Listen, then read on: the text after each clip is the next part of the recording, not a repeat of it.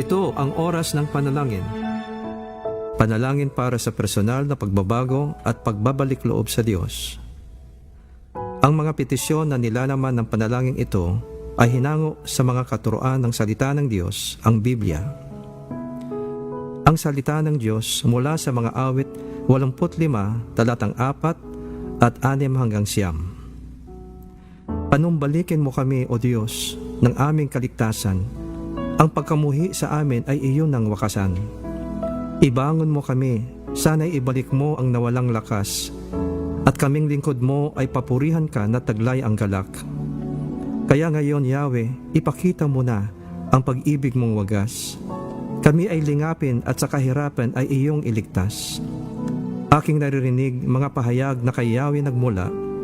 Sinasabi niyang ang mga lingkod niya ay magiging payapa kung magsisisi at di nababalik sa gawang masama. Ang nagpaparangal sa pangalan niya ay kanyang ililigtas. Sa ating lupain ay mananatili ang kanyang paglingap. Naway sabayan niyo ako sa panalangin ito. Mahabaging Panginoon, salamat at sa anumang oras ay maaari kaming lumapit sa iyo. Nagsisisi kami sa aming mga kasalanan at pagsuway sa iyong mga utos.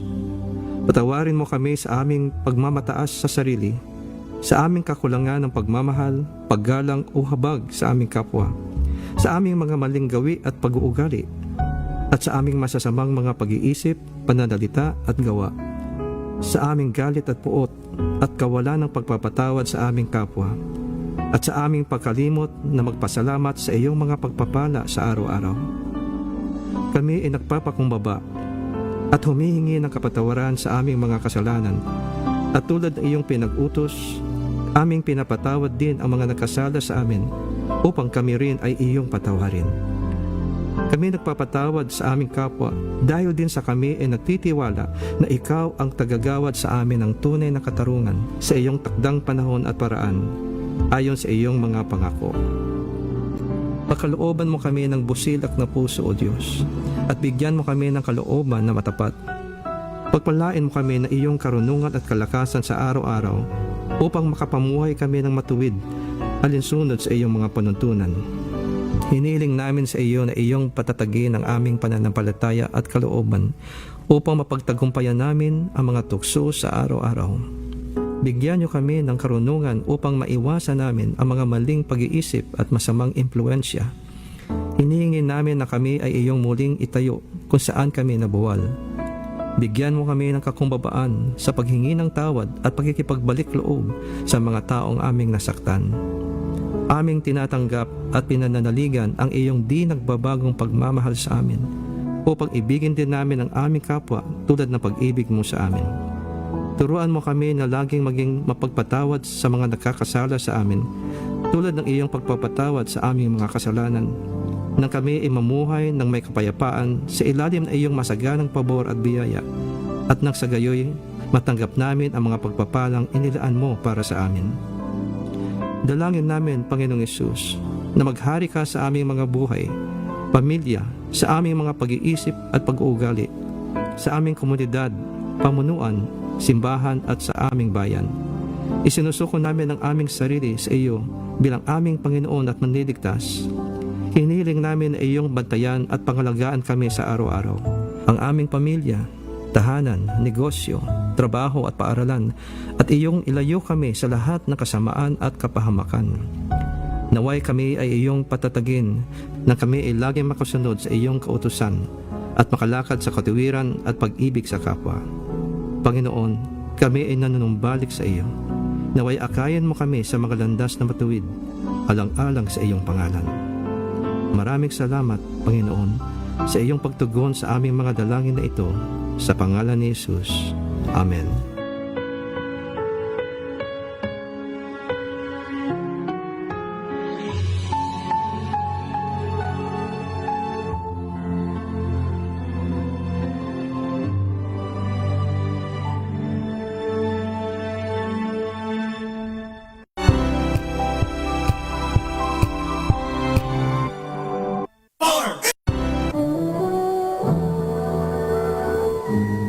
Kauna-unahan sa Pilipinas. NBC Manila Broadcasting Company. DZRH, a proud member of MBC Media Group. Oras sa buong Pilipinas, 6 na minuto makalipas ang alas 4.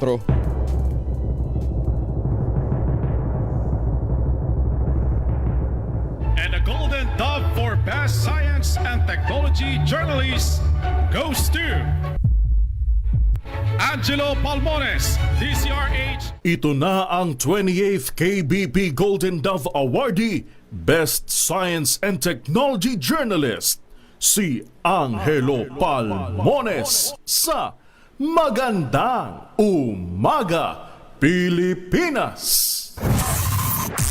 DZRH, Magandang Umaga Pilipinas sa DZRH Radio, DZRH TV at DZRH Online. Kasama si Kuya Angelo Palmones. Magandang Umaga Pilipinas. Luzon, Visayas, Mindanao at saan mang buong panig ng mundo naroroon ang Pilipino. Magandang umaga, Pilipinas! Lunes tayo ngayon, 27 ng Abril 2026 sa ulo ng ating mga balita. US President Donald Trump at mga miyembro ng gabinete ligtas matapos ang pamamaril sa White House Correspondents' Dinner. Arestado naman ang suspect. Bangko Sentral ng Pilipinas, AMLAC at ilang kongresista kakasuhan ni Attorney Man Scarpio dahil sa paglabag sa Bank Secrecy Law. 18 sasakyan sa ng Batangas LGU na binili gamit ang pondo ng gobyerno nawawala. Paghahanap mas pinaigting pa.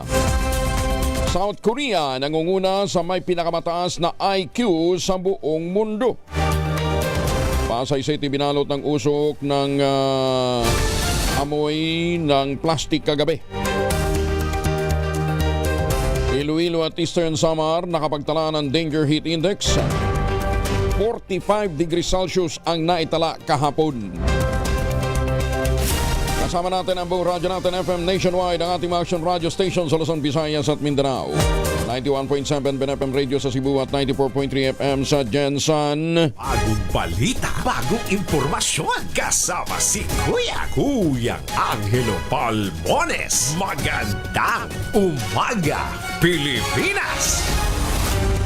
Sa detalye ng ating mga balita, naitala sa Dumangas, Iloilo at Giwan, Eastern Samar ang pinakamataas na heat index na umabot ng 45 degrees Celsius, itinuturing ng danger level. Bukod sa Iloilo at Eastern Samar, 11 pang mga lugar na nakapagtala ng mataas na heat index. Ang mga ito ang Sangley Point, Cavite, 44 degrees Celsius. Puyo, Palawan, 44 din. San Ildefonso sa Bulacan, 43. Ganon din sa San Jose, Occidental, Mindoro. Iloilo City, La Granja, La Carlota City, Negros Occidental, 42 degrees Celsius din yan. 43 pala. 42 degrees Celsius naman ang naitala sa Valero Aurora, Casiguran Aurora, Iba Zambales, Puerto Princesa sa Palawan, Rojas City sa Capiz at Zamboanga City. Buenos Dias, Zamboanga. Sa Metro Manila naman ang heat index ay pumalo ng 41 degrees Celsius sa Naiya, Pasay. 40 degrees Celsius naman sa Science City Garden o Science Garden ng Quezon City, kapwa na sa extreme caution category. Nasa ilalim naman ang classification na heat danger category ang 42 hanggang 51 degrees Celsius. Ito mapanganib na sa heat cramps at heat exhaustion, ganyan din maaaring humantong ito sa heat stroke. Ayon ang pag-asa sa publiko, limitahan ang outdoor activity, uminom ng maraming tubig, iwasan ang matinding pisikal na aktibidad tuwing peak hours sa hapon dahil nananatiling mainit ang panahon. Sa mga magsiswimming, siguraduhin ninyo huwag naman tumapat ng mga bandang alas 10 ha? O downwards mga hanggang bandang alas 4. Kasi mainit pa rin ho ang panahon at kung maglalagay ng sunblock, abay siguraduhin ho ninyo na meron ho kayong proteksyon laban sa araw o sa init ng araw. 15 minutes bago ho, 15 to 20 minutes bago ho lumusong. Magandang umaga, Pilipinas! Pinagting ng Department of Agriculture ang paghahanda para sa nakaambang El Nino Kasabay ng babala ng katamtaman hanggang sa malakas na epekto nito sa huling bahagi ng taon, maaaring magpahina ng produksyon ng agrikultura, magpabagsak sa kita ng magsasaka at pagbagal ng ating ekonomiya. Ayon kay Agriculture Secretary Francisco Chu Laurel Jr., hindi na tanong kung makararanas ba tayo ng panibagong El Nino matapos ang 2024 episode na nagpahina sa produksyon ng palay. Ang tanong na lamang ngayon daw ay kay Secretary, gaano ito katindi? Ang paghahanda para sa El Nino at posibleng tagtuyot na dulot nito ay bahagi ng mas malawak na direktiba ng Pangulong Bongbong Marcos na tiyakin ang seguridad sa pagkain sa kabila ng kawalang katiyakan sa geopolitics at tumitinding panganib dulot naman ng klima. Inatasan naman ng DHE pang masagana Rice Industry Development Program sa pangunguna ni Undersecretary Christopher Morales na maghanda pa para sa worst case scenario. Katuwang ang Philippine Rice Research Institute at iba pang mga unit. Ibinigay ang direktibang ito habang kinakaharap din ang bansa ang pambansang krisis sa enerhiya na nagtaas din sa gastusin ng input ng mga magsasaka na nagdaragdag pa sa bigat ng pasanin ng nasa vulnerable sector, partikular na ang mga magsasaka. Ayon naman kay PhilRice Executive Director John De Leon, ipinakita sa presentasyon ng Philippine Atmospheric, Geophysical and Astronomical Services Administration o PAGASA, umabot na sa 92% ang posibilidad ng katamtaman hanggang malakas na El Nino batay sa ENSO Outlook. Muli namang nagbuga ng abo ang Bulkang Kanlaon kahapon, araw ng Linggo. Ayon sa PBOX, nangyari na ito ang emission alas 6:28 hanggang alas 6:55 ng gabi. Ang naturang aktibidad ay nagdulot ng plume na umabot ng 1,200 meters ang taas mula sa equator ng bulkan. Una rito na obserbahan din ang pagbuga ng abo ng Kanlaon itong Biyernes ng hapon at Sabado ng umaga. Sa ngayon ay nananatili pa rin sa Alert Level 2 ang bulkan. Nagdulot ng pangamba sa mga residente ng Pasay City ngayong kagabi ang makapal na usok na bumalot sa ilang bahagi ng lungsod na may kasama pang matapang na amoy ng nasunog na plastik. Dahil sa hindi matukoy na pinagmula ng usok, mabilis na nagpahayag ng pagkabahala mga netizens sa social media. Marami ang natakot sa masamang epekto nito sa kalusugan, lalong-lalo na sa mga may respiratory illness. Kasunod nito, rumisponde naman ang maturidad matapos makatanggap ng ulat ukol sa isang hinihinalang sunog sa may Villaruel Street. Yan man matapos ang inspeksyon, opisyal na itong idineklarang false alarm. Ilang netizen naman ang nagsabing posibleng mula rin ito sa nasusunog na Nabotas landfill. Patuloy pang inaalam ng maturidad kung saan ang galing ang makapal na usok. Masangsang na amoy na patuloy na bumabagabag sa mga residente ng Pasay. Bumalik na sa good air quality level ang karamihan ng bahagi ng Metro Manila. Ayon sa pinakahuling monitoring ng Department of Environment and Natural Resources, kabilang sa mga lugar na gumanda ang kalidad ng hangin ay ang Makati, Mandaluyong, Marikina, Muntinlupa, Navotas, Pasay, Quezon City, San Juan at Taguig. Nasa payer level naman ang Caloocan at Malabon habang nananatiling unhealthy for sensitive groups ang Valenzuela. Naapektuhan din ang kalidad ng hangin sa Metro Manila at ilang bahagi ng Luzon matapos kang sumiklabang sunog na Nabotas Sanitary Landfill. Samantala, nagpadala na ang Japan ng Disaster Relief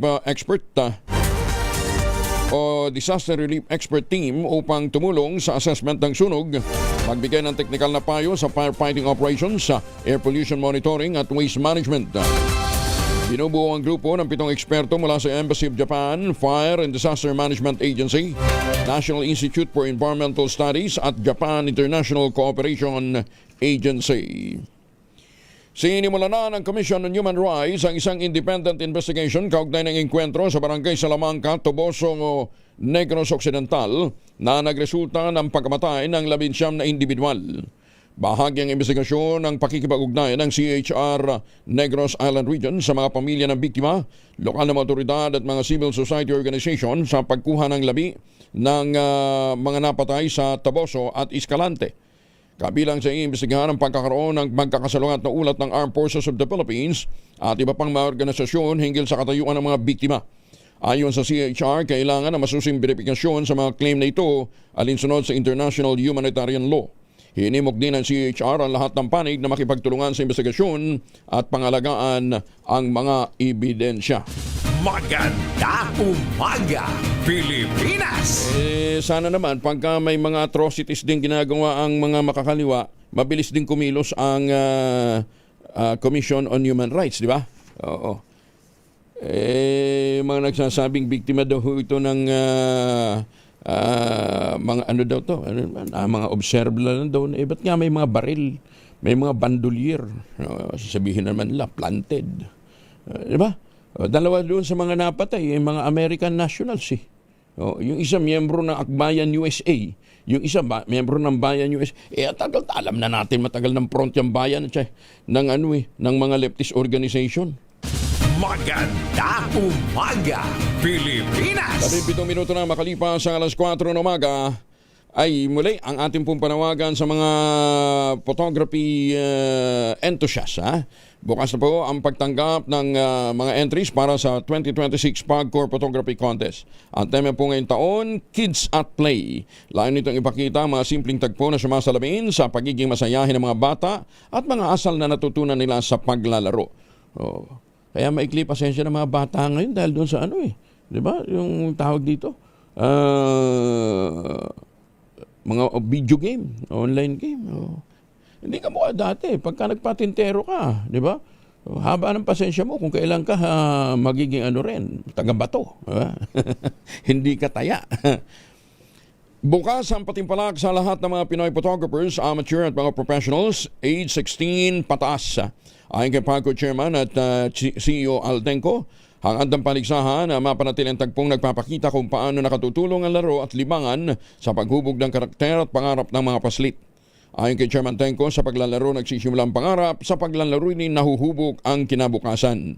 May 3 kategorya na pwede nyo salihan, yung conventional, mobile at drone category. Sa conventional, gamit po yung mga conventional camera, yung mga mirrorless, compact. Ang premyo niyan, 8 ang pipiliing grand finalists at tatanggap ng tig 100,000 pesos at trophy.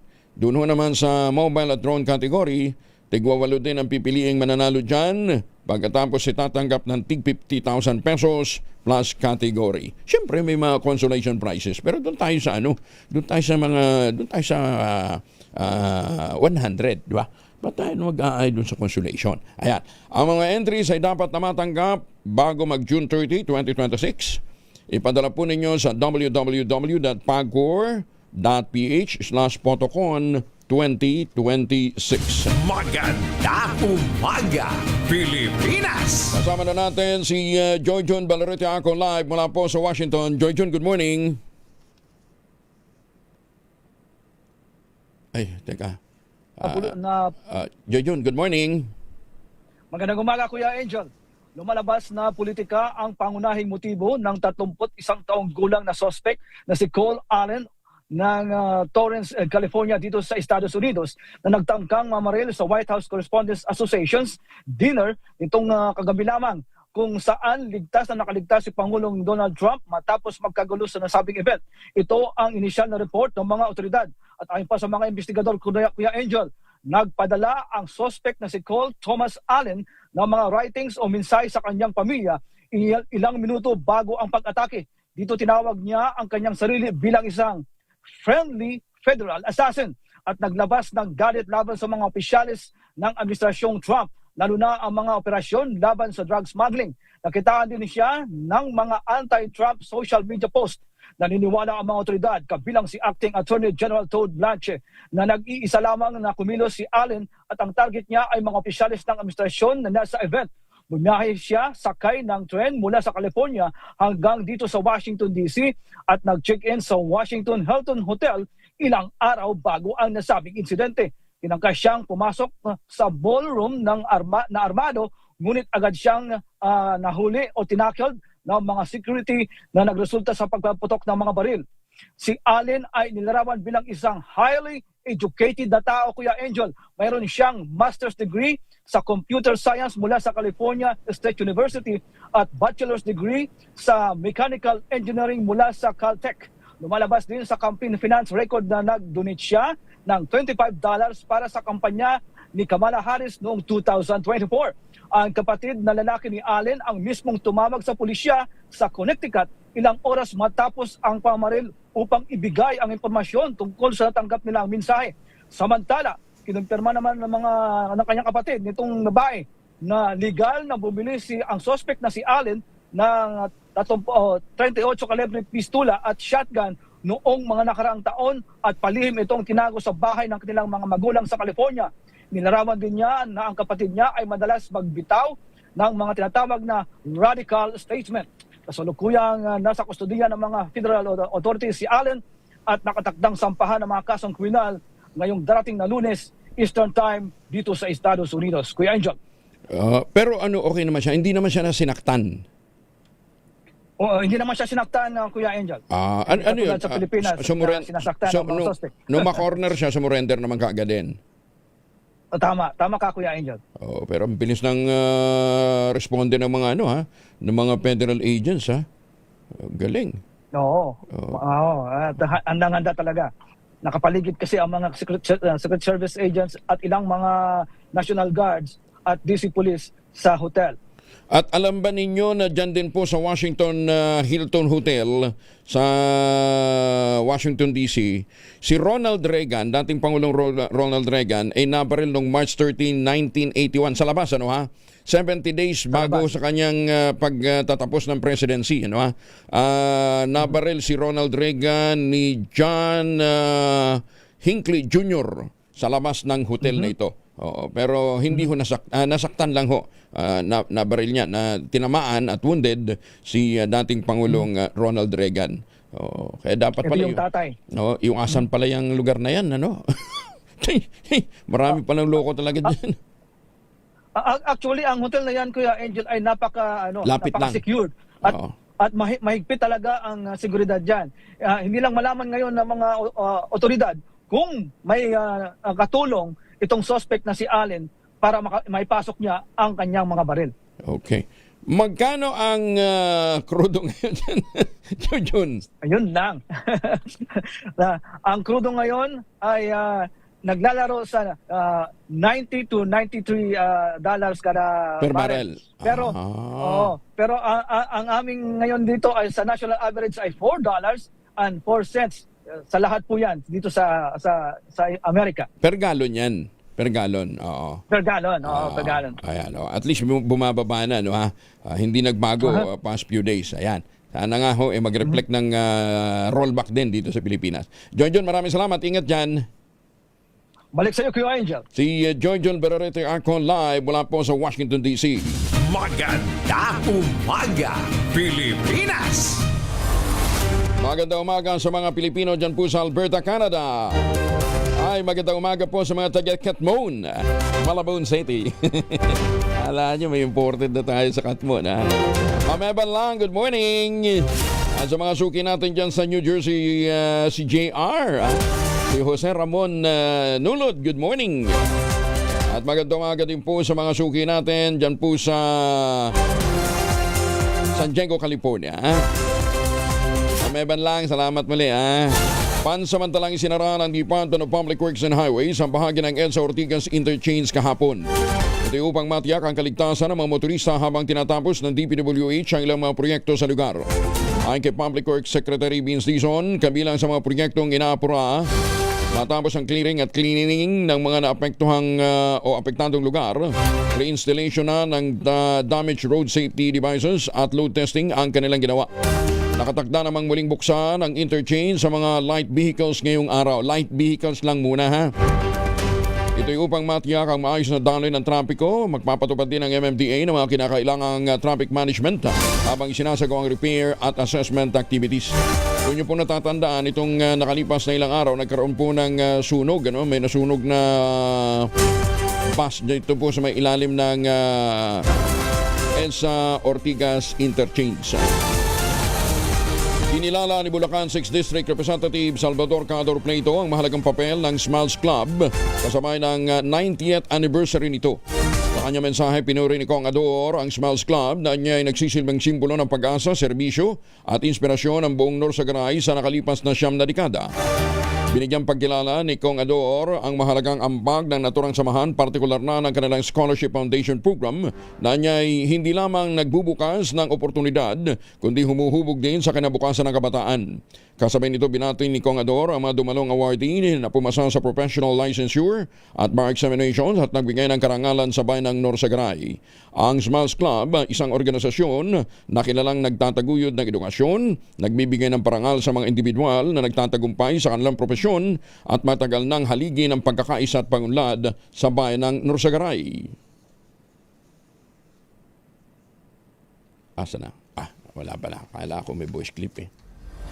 Maganda umaga, Pilipinas! Oras muna sa buong Kapuluan, 26 na makalipas ang alas 4 ng umaga. Mga mamis, laundry day ka day, ha? Kunot no ka ba kapag makapit, madikit at malupit ang mancha?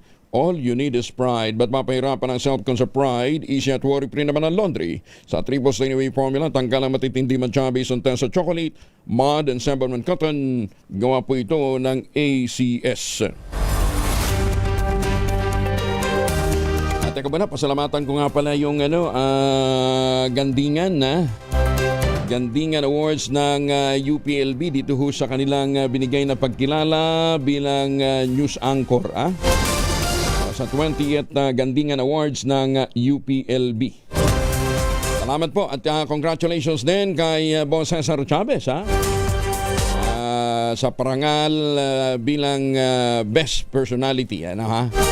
Best host naman, talk host at talk show host. Ayan, si public affairs host, si Boss Cesar Chavez. Thank you. Nandito na naman din ho tayo sa congratulation. Di ka-congratulate ko na rin ho yung isang kababayan ko sa North Cotabato, si Clarissa Westram. Nagningning ang pambato ng aming lalawigan ng North Cotabato na si Clarissa Westram matapos kilalanin bilang Ambassadors for Education ng pamahalang panlalawigan ng Misamis Occidental. Kita nyo ha? Daghang salamat sa mga taga-Misamis. Ang pagkilala ay ginawad sa gitna ng isinasagawang third preliminary competition ng Miss Universe Philippines 2026. Bilang bahagi ng grupong tinaguriang GEMS, isa si Westram sa mga natatanging delegado na kinilala bilang ambassadress na nagtataguyod ng karunungan at pag-unlad ng kabataan na siyang layunin ng kompetisyon na itampok ang mga kababaihang may advokasya. Binabati din si Clarissa, siyempre ni Governor Lala Mendoza. Ang equally beautiful naming gobernador, Mga misis, amoy araw ba si Mr. Pag-uwi galing ng trabaho ang may dalyan sa germs sa katawan nila para labanan ng may araw at may pawis? Gumamit ng Shield Bath Soap regularly. Unbeatable ang Shield sa paglaban sa germs versus another brand by Shea Butter. Pampalambot ang kutis sa presyong abot kaya 1250 SRP. Kaya naman recommended ito ng Philippine Nurses Association. Kaya mga misis ay challenge yun, subukan ang Shield Bath Soap. Galit sa sakit, may malasakit. Sulit na sulit. Maganda umaga, Pilipinas! Top 7 most wanted person ng Valenzuela City at top 7 provincial district level naman. Aba, dumayo pa, Naaresto sa Manawag, Pangasinan. Detalye na balita mula kay Freddy Pajardo, Aris 38, Masantos, Yakbasani, Chikamin sa ating masuki dyan sa Pangasinan, Freddy. Masantos siya kabuwasan ko yung Angel. Hindi nakapalag ang suspect na isang 50 anyos na lalaki construction workers residente ng barangay Matulong, Manawag, Pangasinan nang arestuhin ito ng pinagsalib na puwersa ng Pangasinan Maritime Police Station na pinangungunahan ni Police Captain Rachel Corpus, acting station chief sa ilalim ng liderato ni Police Lieutenant Colonel Santos Baldoviso, acting chief regional Maritime Unit 1 katuwang ang Valenzuela City Police Station, Southern District Intelligence Team, Regional Intelligence Unit ng National Capital Region at Manawag Police. Sa ulat ni Police Lieutenant Colonel Baldoviso, ang pagkadakip sa akusado ay sa bisya ng warrant of arrest na pinalabas ng presiding judge ng Metropolitan Trial Court National Capital Region, Branch 109 Valenzuela City na may petsang January 11, 2024 sa kasong act of lasciviousness and violation ng Batas Pambansa bilang 6 sa ilalim ng criminal case number 97057 at 97058 with immediate commitment for service of sentence. Matapos ang booking procedure sa Banawag Police Station, dinala ang suspect sa Regional Medical Center sa Dagupan City para sa kanyang medical examination bago ibinyahe sa National Capital Region. Mula sa Action Radio Pangasinan, ito si Freddy Fajardo, Aristarte Taguulat para sa DCRH sa Pilipinas, una sa Pilipino. Maraming salamat, Freddy. Magandang umaga, Pilipinas! Bawal nang gumamit ng cellphone ng mga mag-aaral at guro sa loob ng silid-aralan habang oras ng pagtuturo. Layunin ng nasabing hakbang na mas mapataas ang konsentrasyon ng mga mag-aaral, maiwasan ang anumang uri ng abala o distraction sa loob ng eskwelahan. Sa ilalim ng bagong polisiya, ang mga mag-aaral na mahuhuling gumagamit ng gadget na walang pahintulot ay kakaharap ng first, second at third offense. Siyempre, may kakaibat na parusa yun, ha? Sa first offense, kukumpiskahin ang device sa ibang balik lamang matapos ang itinakdang oras sa partikular na asignatura. Sa second offense naman, ang device ay itatago ng paaralan hanggang sa matapos ang buong araw ng klase. Kasabay ng pagpapadala ng parental notice sa mga magulang. Para naman sa third offense, sa mga pasaway, dadalhin ang device sa opisina ng principal. At ang mga magulang na mismo ang kailangang kumuha nito at maharap din ang estudyante sa kaukulang disciplinary action. Samantala, ang mga personnel o guro naman na mapapatunayang lumalabag sa nasabing panuntunan ay maaari nang maharap sa administrative disciplinary action. Ayon kay Education Secretary Sani Angara, ang mga guro ay dapat na magsilbing ehemplo sa pagpapanatili ng disiplina at pokus sa loob ng paaralan. Alam ba ninyo na nangunguna ngayon ang South Korea sa may pinakamataas na antas ho ng IQ o Intelligence Quotient sa buong mundo? Sinusundan ng South Korea ng China at Japan sa buong mundo ito na may pinakamataas na IQ. Sa pinakabagong 2026 Global IQ Rankings, nakuha ng South Korea ang unang pwesto na may average na IQ score na 106.97. Ang China naman 106.48 at ang Japan 106.30 na nagpapakita na matatag na pundasyon ng rehiyon sa aspeto ng STEM at disiplina sa pag-aaral. Kapansin-pansin naman ang malaking pag-unlad ng Vietnam na nakapagtala ng pinakamataas na positive na pagbabago, plus 2.114 na nagtulak dito upang makapasok sa top 10, habang malaki din ang improvement ng Australia, plus 1.88 na umakyat naman sa ikalimang pwesto. Sa kabilang banda, bagamat na natili sa listahan, nakararanas ng pagbaba ng score ang Iran at Singapore ng mahigit 1.5 points kumpara sa naitala noong nakarang taon. Samantalang pasok naman sa top 8 ang Mongolia, top 9 naman ang New Zealand. Ang Pilipinas, tingnan ko baka na sa likod. Wala ang Pilipinas. Baka naman, lugin natin, baka naman, kami sprays na nakatago. Wala talaga. Ano naman tataas ang IQ ng mga Pilipino? Unang-una, gutom papasok yung mga bata, di ba? Kulang sa tsibog. Tapos, mas maraming pondong napupunta sa maleta kaysa sa edukasyon. Paano ba? Kaya naman kikita ho ninyo. Alam naman nating inuuto lang tayo ng mga pinapaharap na mga testigo sa Kongreso. Mismong mga kongresman naniniwala. Asa pa kayo tataas ang IQ? Magandang umaga, Pilipinas! Magandang umaga sa mga taga-Kalumpit, Bulacan. Top 5 most wanted ang Pasig City na naharap sa kasong homicide at frustrated murder. Arestado naman sa Northern Samar. Detalye na balita mula kay Jane Galit Bantayan, Aris 34. Jane, good morning. Inihain ng Northern Samar Police ang isang warrant of arrest laban sa isang top 5 most wanted person sa Pasig City na nahaharap sa dalawang kasong homicide at frustrated murder. Ang nasabing wanted sa Pasig ay natimbog dito sa lalawigan ng Northern Samar sa bayan ng Las Navas sa barangay Pupuntuan. Sa report ng PNP, ang naaristo ay isang 25 taong gulang, isa itong vendor. Nasa listahan bilang rank number 5 most wanted person ng district level ng Pasig City Police District. Na-locate ng otoridad ang pinagtataguan at nagasagawa agad ng operasyon ang 2nd Northern Samar Provincial Mobile First Company kasama ang Las Navas Police at kapulisan mula sa Pasig City Police District.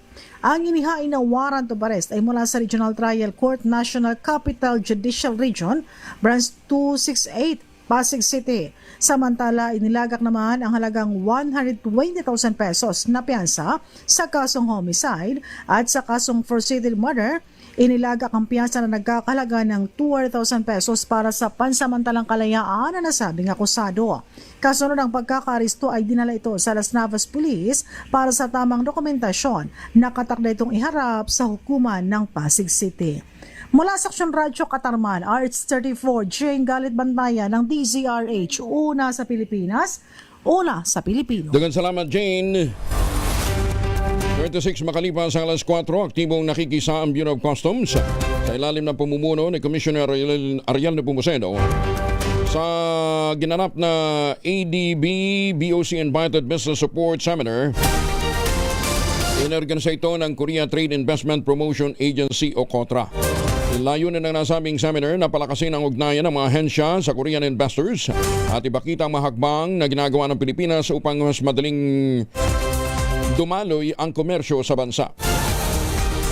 Dito binahagi ni Commissioner Nepomuceno ang mga inisyatibo ng BOC upang mapabuti ang serbisyo gaya ng pagpapasimple sa mga hakbangin sa pag-i-import at pag-i-export, paglipat ng modernong sistema upang mapabilis ang transaksyon at mas masiglang pakikipag-ugnayan sa mga dayuhang mamumuhunan, partikular na nga sa South Korea.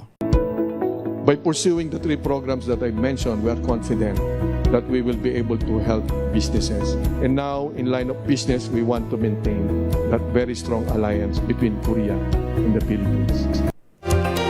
Patuloy naman ang malawakang paghahanap ng Highway Patrol Group ng PNP at ang pamahalang panlalawigan ng Batangas sa 18 nawawalang sasakyan na pag-aari ng gobyerno. Sa isinagawang ikatlong Joint Committee hearing ng Sangguniang Panlalawigan, naging sentro ng talakayan ang kinaroroonan ng mga nasabing sasakyan at ang pagtukoy sa kung sino ang mga opisyal o individual na dapat managot sa pagkawala ng 18 sasakyan.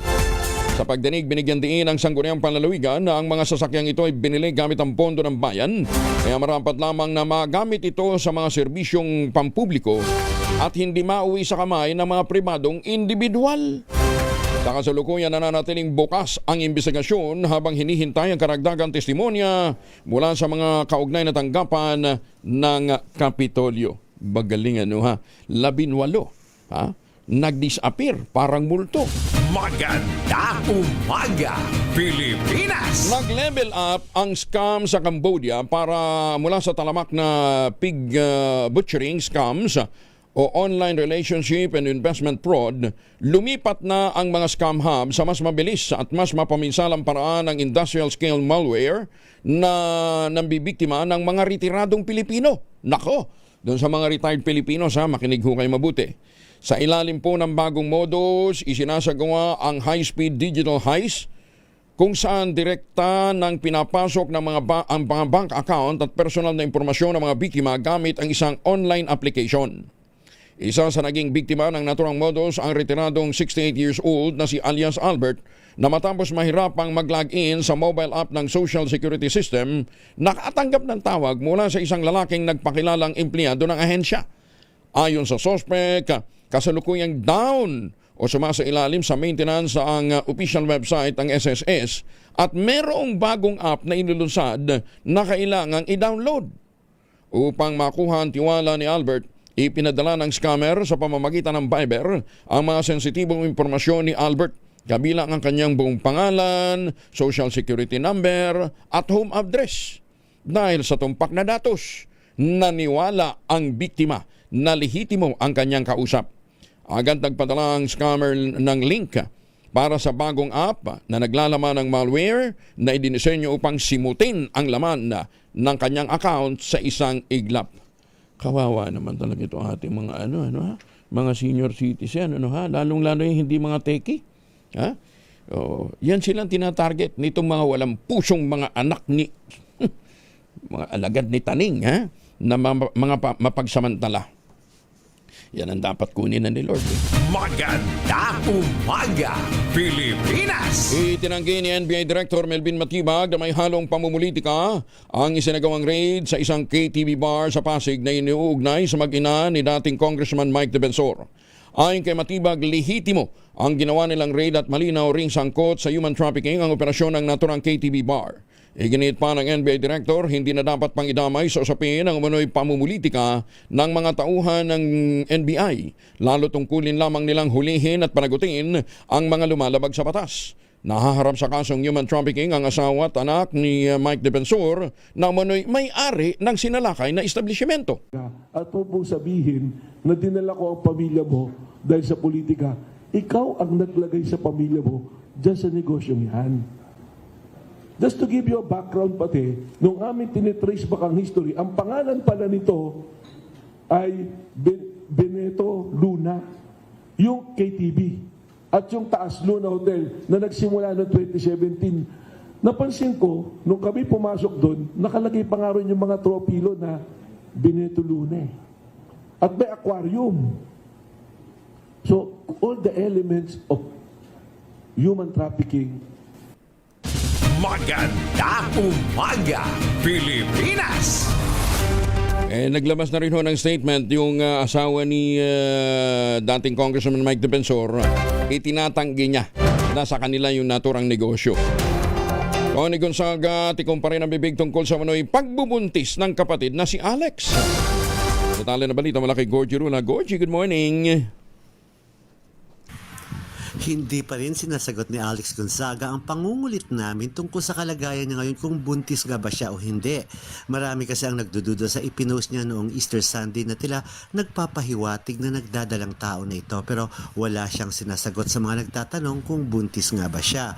Matagal na kaming nagtatanong sa kanya pero hindi talaga siya sumasagot. Kahapon naman ay may naglabas ng litrato sa X ng kuha nilang mag-asawa na ni Lipa Vice Mayor Mikey Morada na malaki na nga ang baby bump nito. Kaagad na ipinadala ko ang litratong iyon kay Alex at doon siya nag-react. Ang sabi niya, AI yan, he, end of quote. Pero nang sinundan ko ng tanong kung kumusta na ba talaga ang kalagayan niya at kung buntis nga ba siya, dead man na naman ang actress vlogger. Pero masaya ang mga fans para kay Alex dahil ramdam daw nilang buntis talaga ito. Maaring ayaw munang magsalita nito na ngayon hanggat hindi pa talaga okay ang kapit ng magiging baby niya. Sana nga this time ay tuloy na talagang pagbubuntis ni Alex Gonzaga dahil matagal na nilang inaasam na mag-asawa. Gorgie Rula po nag-uulat mula sa showbiz ng DZRH. Una sa Pilipinas, una sa Pilipino. Maraming salamat, Gorgie. Magandang umaga, Pilipinas! 43 makalipas ang alas 4 para ho sa mga may mailakad, huwag din kalimutan magbawa ng proteksyon laban sa mikrobyo. May dalawang formulation ng family alcohol na pwede natin pagpilian. Yung family 70% isopropyl alcohol, especially prepared for clinics, hospital, pharmacies, laboratories, pero okay na okay din po sa mga households. Very effective yan sa disinfection at sterilization. Ganyan na bagsik ng family, 70% isopropyl alcohol. Maghapon man natin gamitin, no problem. Hindi po manunuyong yung mga kamay dahil meron po itong moisturizer. Yun namang mabagong family rubbing compound improved alcohol. Ayun po yung mabagong isopropyl alcohol na ginagamit po ng mga masahista, mga barbero, mga doktor, mga nurse, mga kamadrona for sponge bathing and other cleansing purposes. Family rubbing alcohol para DZRH buk na sa mahabang panahon. Mabibili sa naman butik at convenience stores nationwide. Family rubbing alcohol hindi lang pampamilya, pang sports pa. Aglimen partner naman arestado sa Maybans Operation. Nakumpiskahan pa ito ng shabu at baril sa Limay, Bataan. Detalye ng balita mula kay Danny Cumilang, RS37. Danny, good morning. Arestado ang isang maglibin partner sa ikinasang drug bypass operation ng pulisya sa Barangay Barrio Luz, Limay, Bataan alas 12:45 ng madaling araw nitong weekend. Sa ulat, pinangunahan ng operasyon ni Police Major Jimmy Albert Dicen, hepe ng Limay Municipal Police Station. Naaresto ang mga sospek na may edad 23 at 30 anyos matapos kumagat sa ikinasang intrapid operation kung saan nagbenta umano ang mga ito ng illegal na droga sa isang undercover na pulis kapalit ng halagang 1,000 piso. Sa sinagawang body search, nakumpiska mula sa mga sospek ang tinatayang 1.09 gramo ng hininalang shabu na may halagang 7,400 pesos. Gayon din ang isang slim bag na naglalaman ito ng caliber 22 revolver na walang serial number at may 2 bala. Ayon sa pulisya, dati nang naaresto ang mga sospek ng CIDG kaugnay ng illegal na pag-iingat ng baril. Nakatagdang sumailalim sa inquest proceeding ang mga sospek sa Provincial Prosecutor Office ngayong araw ng Lunes. Sasampahan ang mga ito ng kasong paglabag sa Republic Act 9165 o ang Comprehensive Dangerous Drug Act of 2002 at Republic Act 10591, Illegal Possession of Firearms. Dani Kumilang, RS37 DCRH, una sa Pilipinas, una sa Pilipino. Maraming salamat, Danny. May paabakikayungan sa mga suki natin dyan po sa Pampanga. Maganda umaga, Pilipinas! Pili itong si Bentong. Sino daw kaya sa mga taga-media ang suki nung naturang club na iniuugnay kay Mike? Ayan. Parang alam niya rin na naging politiko yung mga yon. Ramdam ng mga retailers ang retail sector sa bansa ang epekto na nagpapatuloy na tensyon sa Middle East. Ayon sa Philippine Retailers Association o PRA, kapansin-pansin ang paghigpit ng sinturon ng mga mamimili at ang pagbaba ng gastusin dahil sa kawalan ng katiyakan sa merkado. Sinabi ni PRA President Alice Liu, humina ang foot traffic o bilang mga taong pumupunta sa mga tindahan itong unang bahagi ng Abril na isa niyang knee-jerk reaction ng mga consumers sa mataas na presyo ng krudo at geopolitical uncertainty. Ayon kay Liu, na siya ring CEO ng Golden ABC Incorporated, ang kumpanyang nasa likod ng pen shop, oxygen at regata, kailangang maging madiskarte ang mga retailer upang kung kahit binawasan nila ang imbak ng paninda upang hindi ma-stock ang puhunan at nagtitipid rin sa gastusin ng operasyon sa mga ito. Para naman kay PRA Chairman Roberto Claudio Sr., founder ng Toby Sports, may tuturing na worst international crisis ang naturang sitwasyon na nagresulta na sa pag-aalangan ng mga mamimili. Inamin din ni Claudio at Liu na binawasan na nila ang bilang ng mga bubuksang bagong brands ngayong taon. Marami na rin pong iba pang mga mga produkto. Nag-cutback na rin ho ng kanilang production. At saka nagbawas na ng working hours nila. Matindi ho ang epekto talaga sa atin nito pong Middle East crisis. Kaya kung kayo po ay pabalik na ng Pilipinas, ang pakiusap po natin, huwag na kayong magpasalubong ng imported. Tangkilikin na muna natin ang gawang atin. Sa mga kababayan natin nandyan sa Taipei, Taiwan, sa Hong Kong, sa Middle East, sa mga seafarers natin, pag-uwi ho ninyo ng Pilipinas, ang ipapasalubong natin ay tangerine chocolate. Huwag yung imported na tsokolate. Sa tulong po ni Dr. Helen Tan, yung po mga planting material ng kakao galing Davao, hinakot po yan para maitanim sa mga sakahan dyan po sa lalawigan ng Quezon. Kaya't ngayon ay nagpuproduce na ho sila ng dekalidad na cacao beans, pinaprocess para maging tangerine chocolate. Available yan sa 0919-095-5935. May mahigit 10 variants po yan yung tangerine chocolate. Ang marong material ay galing din po sa ani ng mga magsasaka. I-check po ninyo sa tangerinechocolate.ph. Ang sabi nga po ni Dr. Helen Tan, sino kaya ang magmamalasakit sa mga Pilipino kundi ang kapwa Pilipino? Kaya sa bawat tangkilik natin ng tangerine chocolate, pinalalakas natin ang loob ng ating mga magsasaka, pinalalakas natin ang ating lokal na ekonomiya. Tangerine chocolate 100% gawang lokal, but taste and looks global dahil tinulungan ito ng DTI at ng DOST. Tangerine chocolate 100% gawang atin, sana naman ay ating tangkilikin. Yan pong pakiusap ni Dr. Helen Tan. Maganda umaga, Pilipinas! 8.2 million pesos na laga ng shabu na kumpiska ng PNP at PIDEA sa dalawang drug personality sa bayan ng Albuera, Leyte. Detalye na balita mula kay Jimmy Angay-Angay, RS32, maupay nga aga, Jimmy.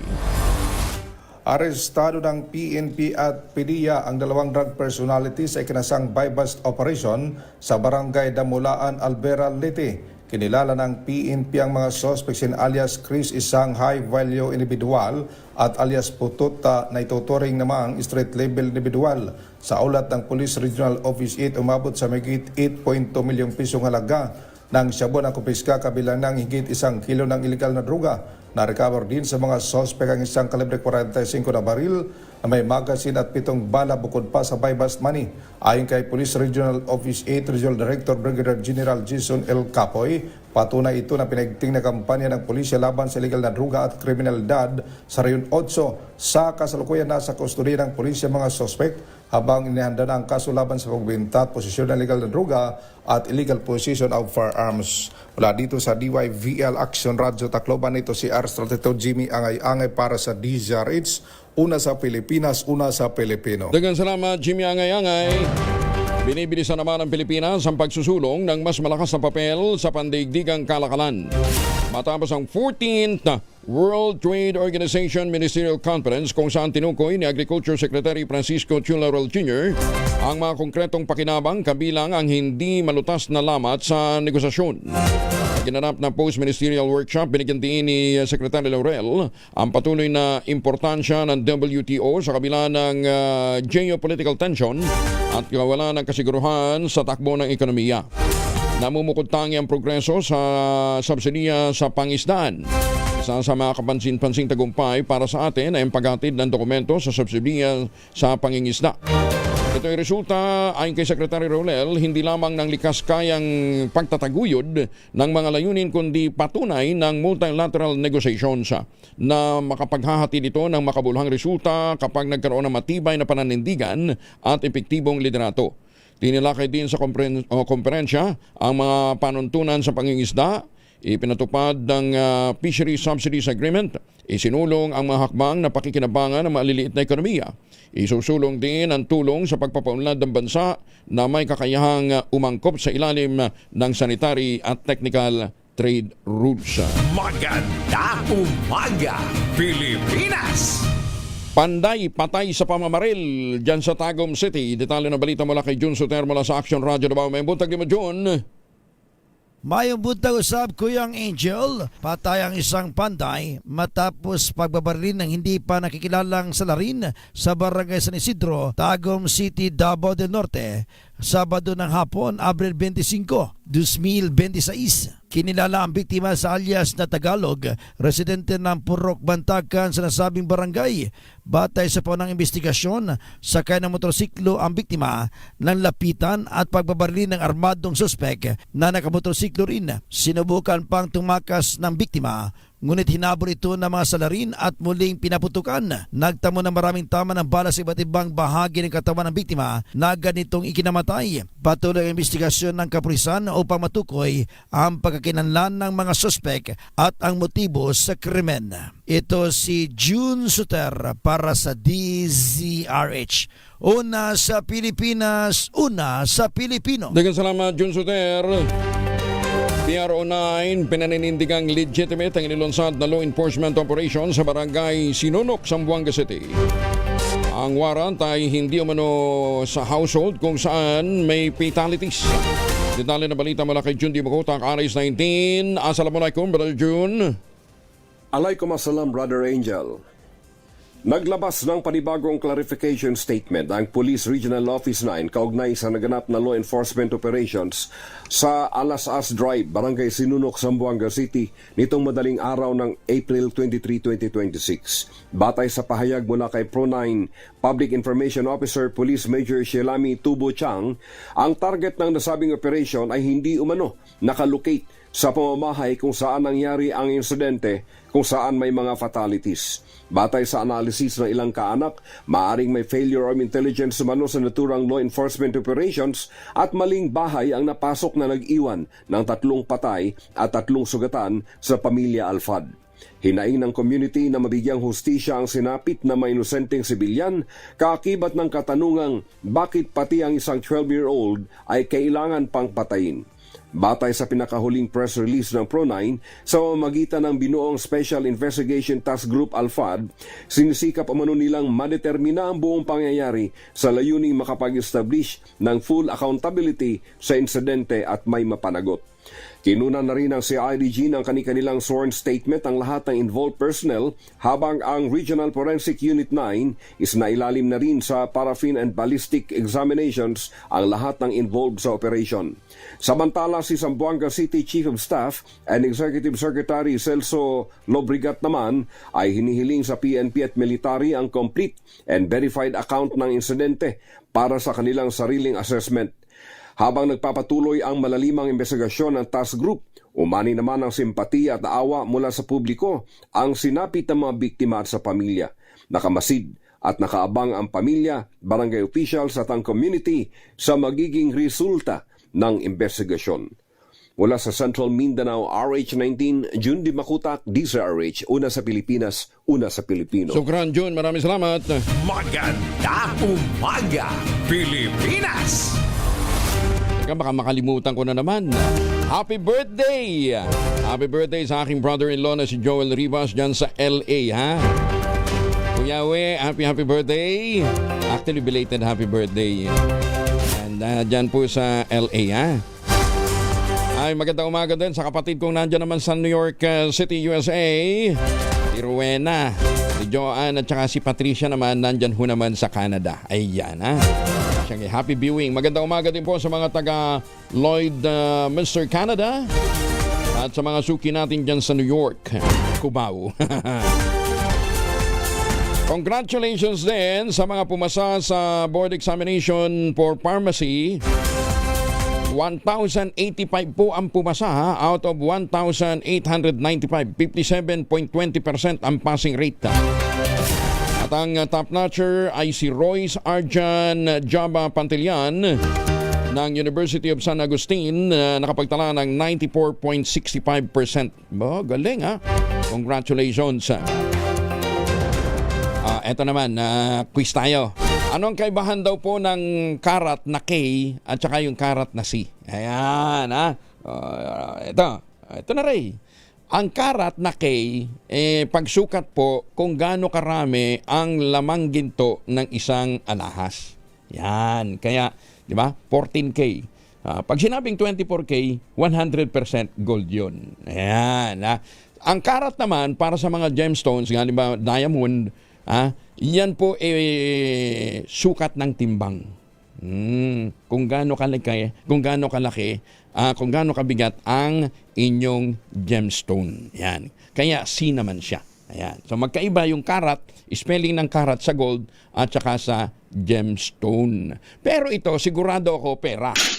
Tumutok sa DZRH at manalo ng instant 1,000 pesos sa Malakas promo kasama ang Pride Detergent. Malakasan ang makinig at manood sa DZRH! Sa mga taga-Banahaw Emission Testing Center dyan po sa Lucena City, magandang umaga. Wala ho dyan si Sherwin Alparo. Si Sherwin Alparo kasama ang Pride Detergent ay nandyan sa barangay Ramon Magsaysay, Quezon City. Okay, sa mga taga-barangay Ramon Magsaysay, Quezon City, lakasan nyo ng mga radyo, telebisyon. Nandyan po si Sherwin Alparo at ang kanyang tropang Pogi. Ready na ba kayong tandaan ang ating word of the day para manalo ka ng DZRH mini component? Eto na! Ayan, ang ating word of the day ay solemn. Ayan, parang yung awarding nung weekend, itong Sabado, solemn. Solemn sa Tagalog daw po ay formal. Sa Ilocano po ay formal. At sa Cebuano po ay formal. Pinagod nyo pa akong basahin eh. Maganda umaga, Pilipinas! Happy birthday, Iloilo Tigbawan Vice Mayor Lugen Ortelano. Binabati ka ni na General Charles Calima, mga batang San Miguel. Kasama dyan si General James Brillantes. Ay, magandang umaga din po kay Senator Risa Ontiveros. Ano pala si Senator Risa? Talagang porsididong maging presidente. Ano ha? Senator Risa, kumusta naman si Mr. Yin? How is Mr. Yin, Senator? Magandang umaga din po sa mga taga-BCDA. Ayan, magandang umaga po kay President Jake Bingkang ng BCDA. Ayan. Kumusta ho? Mukhang tuloy na ho yung bidding ng Pasig Potrero Bridge. Ito palang Pasig Potrero Bridge, one lane passable lang. Ayan, kasi kaya may mga cone ito sa gitna. Bilis na sira, no ha? Ito pong Pasig Potrero Bridge ay nandyan po sa SCTEX, yung papunta ng Subic. Noong pong February 2026, nagkaroon na po ng failed bidding. Pero ang bagong bidding ay bukas, April 28. Galing, oo. Ang ibibid po ay para doon sa Phase 1, nagkakahalaga ng 2.5 billion. Galing, ano ha? Tapos may Phase 1B naman, ang halaga niyan ay 804 million. Ayun, ha? At titingnan natin sa ating bolang kristal. Tingnan natin ang hiwaga ng bolang kristal, kung sino kaya ang mga papalaring mga bidders dito. Aba, sabi ng ating bolang kristal, mukhang isa daw ho sa mga maswerteng mananalo. Ayan, hula ko lang ay ang said builders. Ayan, said builders, ang isa daw po sa mga maswerteng malamang na manalo sa bidding na ito. Ayan, abangan. Magandang umaga, Pilipinas! What a life. Isang minuto na makalipas ang alas 5 ng umaga. Oras na para tayo po naman ay mag-ultabayo. Ang ultabayo po ay postbiotic with Lactococcus lactis-rein plasma. Duman po ito sa mahabang clinical trial sa Japan. Hindi mga testimonial, hindi kwentong kutsero, kundi human clinical trial. Pero sabi nga po ng mga dalubhasa, mas maganda isang oras bago matulog, 2 kapsula. Mas may enjoy natin ang mga benepisyo ng ultabayo. Ang bawat kapsula ng ultabayo ay nagtataglay ng 50 billion cells ng Lactococcus lactis-rein plasma. Kaya napaka-potent po nito na pagpasok po sa ating katawan, ina-activate nga po nito yung PDC plus mastoid dendritic cell. Yung po yung tinatawag na commander ng ating immune system, responsable sa pagtatuboy ng mga toksin sa ating katawan habang tayo po ay natutulog.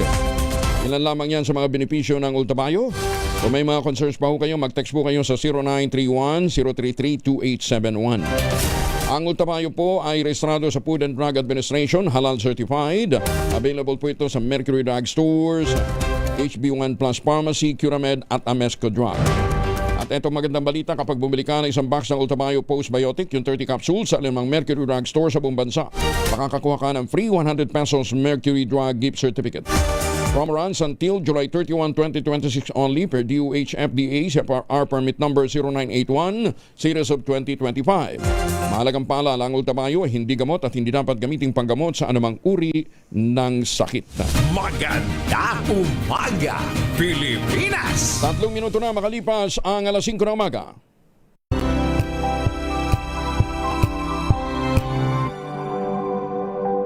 Sa loob ng 86 na taon, DZRH ang naging kaagapay ng mga Pilipino sa balita, sa serbisyo at sa bawat kwento.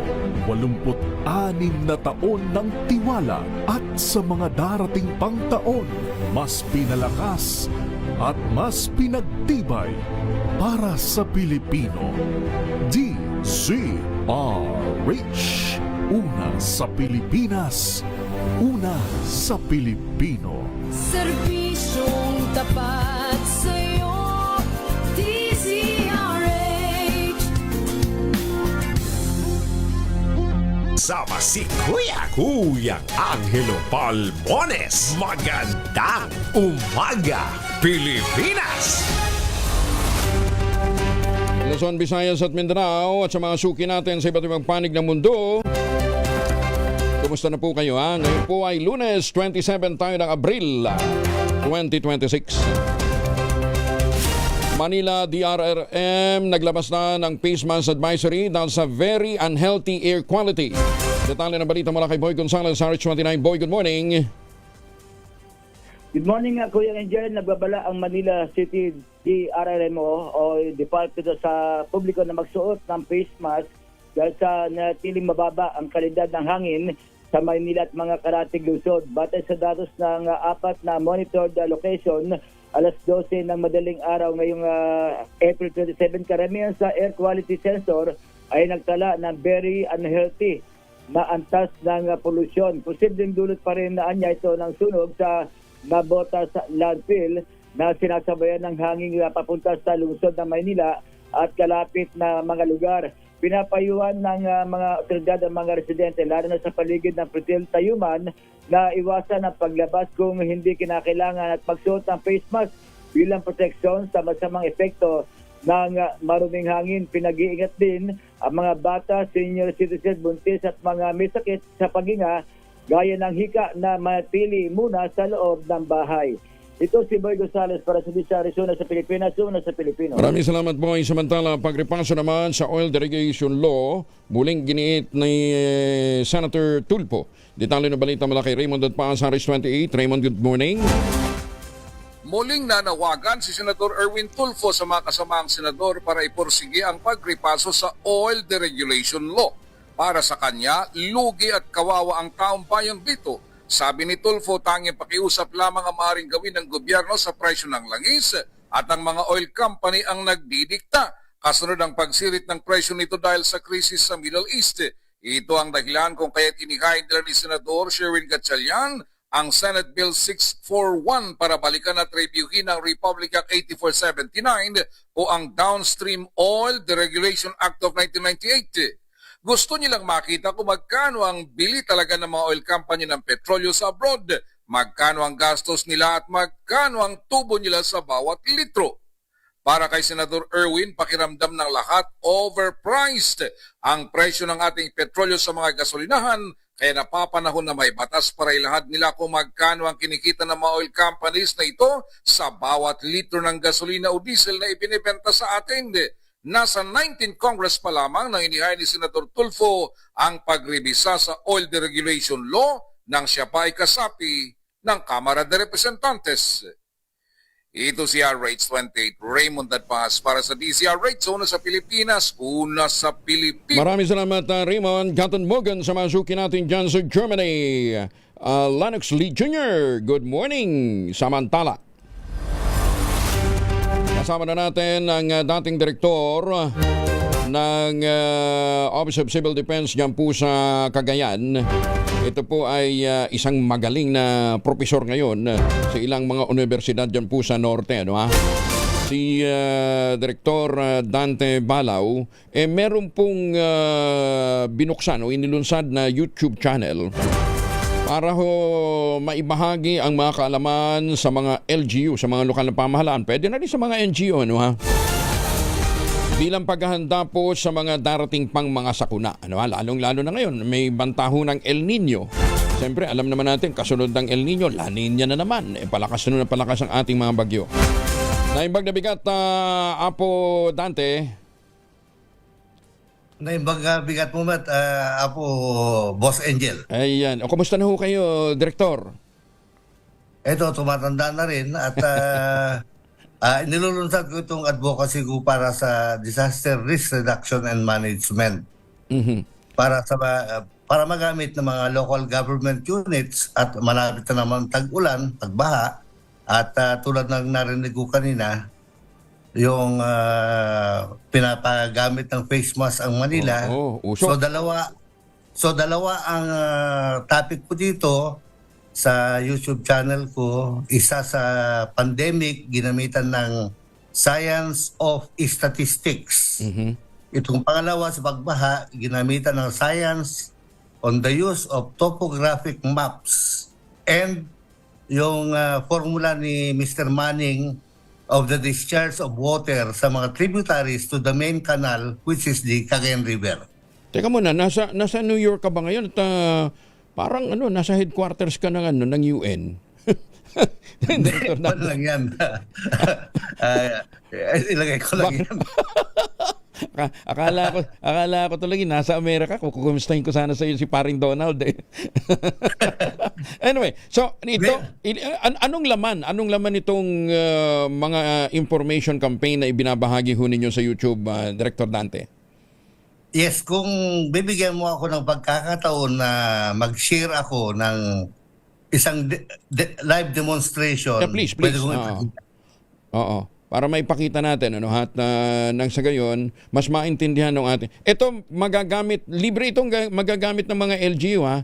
Bahagi po ng libre. Oo. Libre, Boss Angel. At ito yung advocacy ko from 2016 up to 2020.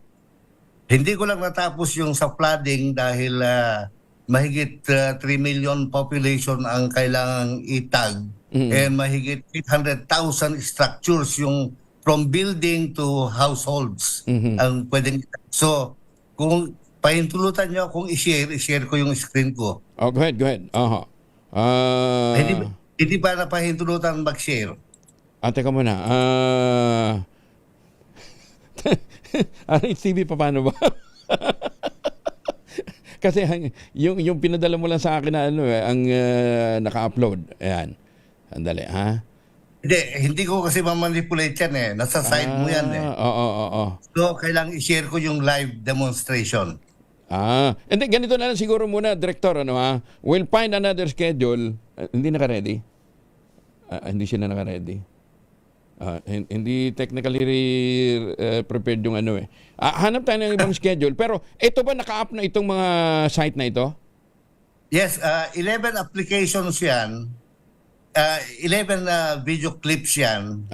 Na mag-a-apply, i-explain ko yung unang 5 ay tungkol sa pandemic. Ginamitan ng statistics for analysis. Yung remaining 6 ay sa flood analysis para makita talaga kung bakit nagkakaroon ng pagbaha at ano ang contribution ng mga river tributaries sa pagbaha doon sa Cagayan River. Teka muna, is this specific for Cagayan River? Or applicable ito sa lahat? Specific sa Region 2, buong Region 2. Kasi sa Region 2 ako nag-work. But it will apply sa buong Pilipinas. Okay. Ano yung hahanapin nila sa YouTube? Ano yung YouTube channel po ninyo na hahanapin nila para ma-access nila itong mga video presentation na ito? Director. Ang hahanapin nila ay i-phonetics ko na lang please. Romeo Delta RD. Okay. Space Bravo Alpha Yankee Uniform Bravo Uniform. So, RD Bayubu. RD Bayubu. Ayan, ayun na ha. Ang picture ay isang bata.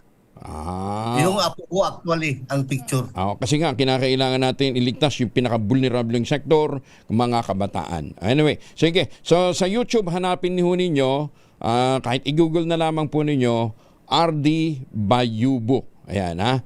Yung pong binabanggit na yun. Anyway, sa mga susunod na pagkakataon, Director, we'll find time para maipaliwanag nyo itong mga slides na ito, itong presentations na ito na inyong ginawa. In the meantime, thank you for joining us and huwag sana kayong magsasawa sa inyong advokasya na magligtas ng buhay. Ayan, ha? Hindi ako magsasawa, Boss Angel. Asahan mo yan. Alam ko naman at saka yun isa ho sa mga sinumpaang pangako ng mga poging mapitagan ng PMA Class 80. Ayan. Maraming salamat, Director. Magandang umaga. Thank you. Okay, thank you, Boss Angel. Ingat po kayo, ha? Ingat. Ganda umaga, Pilipinas! Samantala, halos 7 million pesos na laga ng illegal na droga ang nasabat naman ng Bureau of Customs katuwang ang Philippine Drug Enforcement Agency sa Ninoy Aquino International Airport. Sa ulat ni Customs Commissioner Ariel Nepomuceno, natuklasan ang kontrabando mula sa mga inabandonang parcel sa Central Mail Exchange Center. Sa investigasyon, dinideklara bilang mga Mama Cake Durian, dog food at Science Dinobot ang mga naturang kontrabando mula Thailand, USA at the Netherlands. Kabilang sa mga nakumpiskang mahigit 4 kilo ng tuyong dahon ng marijuana kush at 325 pink-colored tablets na hinihinalang ecstasy na may kabuuang halaga na umaabot ng 6.8 million pesos at dadalhin sana sa mga consignee sa iba't ibang bahagi ng Luzon at Mindanao. Maganda umaga, Pilipinas! Sa mga may lakad, huwag kalimutan magbaon ng proteksyon laban sa mikrobyo. May 2 formulation ng family alcohol na pwede nating pagpilian. Yung family 70% isopropyl alcohol, especially prepared for clinics, hospital, pharmacies, laboratories, pero okay na okay din po sa mga households. Very effective yan sa disinfection at sterilization. Ganyan na bagsik ng family, 70% isopropyl alcohol. Maghapon man natin gamitin, no problem. Hindi po manuno yung ating mga kamay dahil meron po itong moisturizer. Center. Yun namang mabangong family rubbing compound improvement cologne. Ayun po yung mabangong isopropyl alcohol na ginagamit po ng mga masahista, mga barbero, mga doktor, mga nurse, mga kapadrona for sponge baiting and other cleansing purposes. Family rubbing alcohol para ang DCRH bukna sa mahabang panahon. Mabibili sa namang butik at convenience stores nationwide.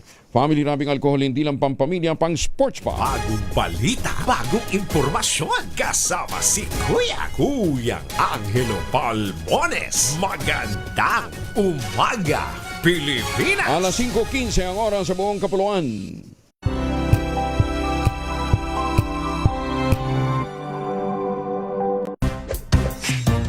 Tanggaling-galing mo Smart dishwashing paste ko Prito ulam na masebo Plato o kaldero Tanggaling for everyday. Ganyan, pag smart ang dishwashing paste, may double tanggaling formula. Tanggalang sebo, tanggalang bakterya. Bahit para walang bahit, linis fantastic sa metal at plastic na barakuta. Tanggaling-galing mo, smart dishwashing paste. ACS. Sa lahat ng bagay, simula pa lang, siguraduhing max protection na. Kasi pag kulang ang proteksyon, baka madaling masira. Sa ngipin, dapat may max protection din. Max Alaga ng Unique Toothpaste. With Max Protect Formula. Help stop cavities before they start. While keeping breath fresh. Try Unique Maximum Fluoride Protection. Para Max Alaga, Max Protektado. ACS. Wow, ang saya. Isang barangay na labada, puro mancha pa. Goodbye, pahinga. Mommy, isang laba lang yan sa Pride Bar Blue. May powerful stain-away enzymes na malupit sa dunit mancha. At di masakit sa kamay. Isang laba lang yan. Hello, pahinga. Hello, Pride Bar Blue. ACS.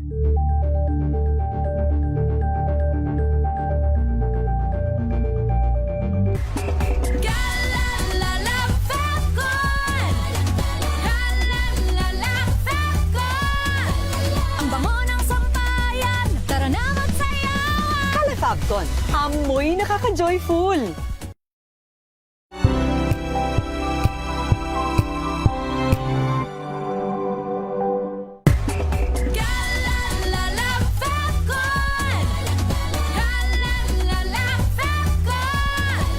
Ang bango ng sampayan, tara na magsayawan. Calefabcon, amoy nakaka-joyful. Tinesting, sinuri, siniyasan. Ang resulta? Super effective ang Shield sa pagpatay ng bakterya at virus. Shield Antibacterial Soap. Believe ang mga eksperto sa Philippine Nurses Association. At si Mami. Tiwala ako sa Shield. Shield Antibacterial Soap. Napatunayang mabisa. Ang mga nurse, tiwala. ACS.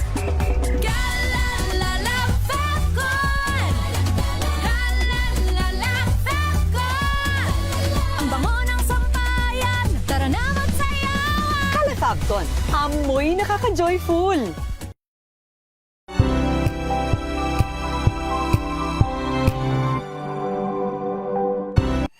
Mga balitang gigising sa inyong umaga. Mga balitang kailangan mong malaman. Mapapakinggan sa ACS Balita sa 2x2. Kasama sina Anthony Taberna at Jerry Baha. Lunes hanggang Biyernes.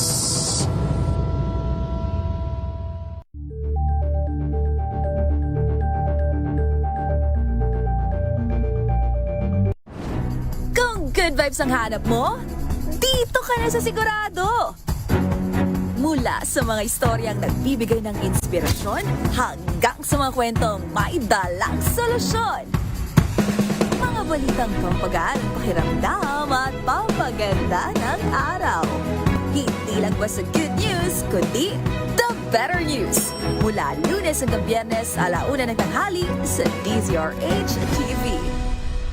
Bagong impormasyon kasama si Kuyang Angelo Palmones. Magandang umaga, Pilipinas!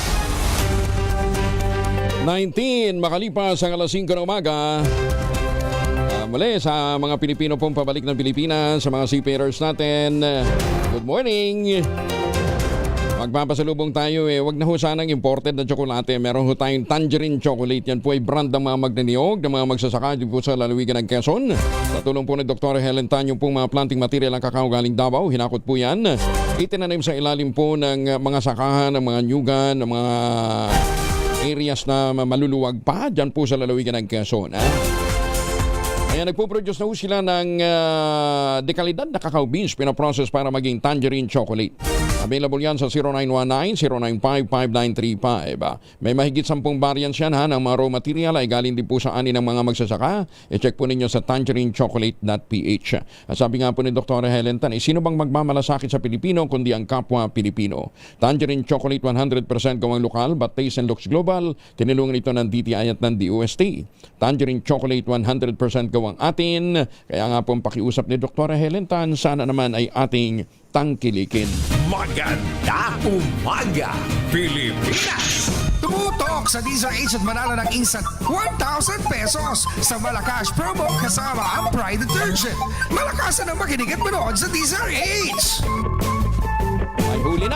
May huli na si Sherwin Alparo. Sherwin, good morning. Yes, magandang umaga Kuya Angel. Dito nga sa Barangay Ramon Magsaysay sa Quezon City, natunto namin itong tricycle driver na mahilig makinig ng radyo. May baong-baong radyo sa kanyang pamamasada.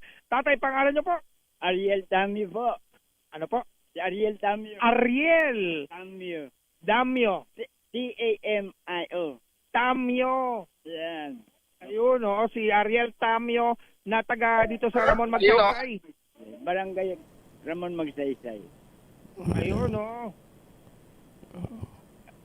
Bakit naman? Ayan, sige. Sherwin. Ayan, Tatay Ariel, sino paborito mong announcer tuwing umaga? Walang iba po kundi si Angelo Pulmones po. Angelo Palmones! Ito meron ko 1,000 pieces. Maraming salamat po sa DZRH. Daanan ako dito sa Ramon Magsaysay sa pilahan namin. Medyo batang-bata. Walang ngipin. May ngipin ka ba? Nakakaya. Okay lang ko. Ano ba? Okay. At ako, kailangan masagot nyo rin yung ating word of the day para makuha yung ating medium component. Walang iba kundi ang Solin. Yan, galing. Dahil nakuha mo ating medium component at sa atin ang Astron, ang official radio set partner ng DZRH, alagang Astron, alagang maasahan. At syempre meron ka rin matatanggap na grocery mula naman sa DZRH at sa ACS. At hindi lang yan, meron ka pang tatanggapin na Pride Detergent. Yan ang Pride with Fabric Conditioner, Korean Silver Bloom Detergent Powder with Stain Away Formula. 2 kilo yan, kaya kahit gano'ng karaming labahan, ubos yan. At ito na, lalabahan gamit ang Pride, ang pinakabagong disenyo ng DZRH t-shirt na minamodelo ng kapitbahay nyong may pinakamalalim na dimple. Ano mo masasabi, Tatay Ariel? Maraming salamat po sa DZRH. Ayan. Tatay Ariel. Opo. Natanggap nyo na ba yung ayuda? Opo, ito po, nakatanggap na po. Hindi, yung ayuda nyo galing sa gobyerno. Opo, nakatanggap na po. Nakatanggap na, oo. Unang ayuda po. Oo, naubos na. Ubus na po yun. Dali lang maubos. Anong probinsya ni Tatay Ariel? Sige, Cavite po ako. Saan sa Cavite? Sa Tansa, Cavite po. Sa Tansa, doon sa may kanto ng doon sa may vulcanizing shop ni Mang Andok. Wala po. Sige, ingat po kayo. Okay, maraming salamat. Alang naman. Ayan, maraming salamat. Maraming salamat, Tatay Ariel. At syempre, maraming salamat sa mga nais manalo ng 1,000 pesos. Lagi tumutong sa DZRH. Baka kayo nasusunod nating winner sa DZRH Malacash promo kasama ang Pride Detergent. RH number 6, Sherwin Batalfaro, DZRH. Una sa Pilipinas. Una sa Pilipinas. Maraming salamat, Sherwin. Magandang umaga sa mga barangay Tungkod. Meron pala ganun. Barangay Tungkod, Santa Maria, Laguna. At magandang umaga din sa mga suki natin dyan po sa Sambales. Tutok lang! Tutok na sa DZRH Radio, DZRH Facebook, DZRH YouTube, at DZRH TV. Baka ikaw na ang susunod na winner sa DZRH Malacash promo! At magandang umaga din po sa mga taga-BCDA na bukas po ay magpapabid para po sa Phase 1A at Phase 1B ng Esitex. Yung pong Pasig Potrero Bridge, dyan po sa Esitex, na ayon sa ating bolang kristal, ang malamang na isa sa mga suwertehin dyan ay ang SED Builders. Ayan, bukas, abangan po ninyo ang ating balita.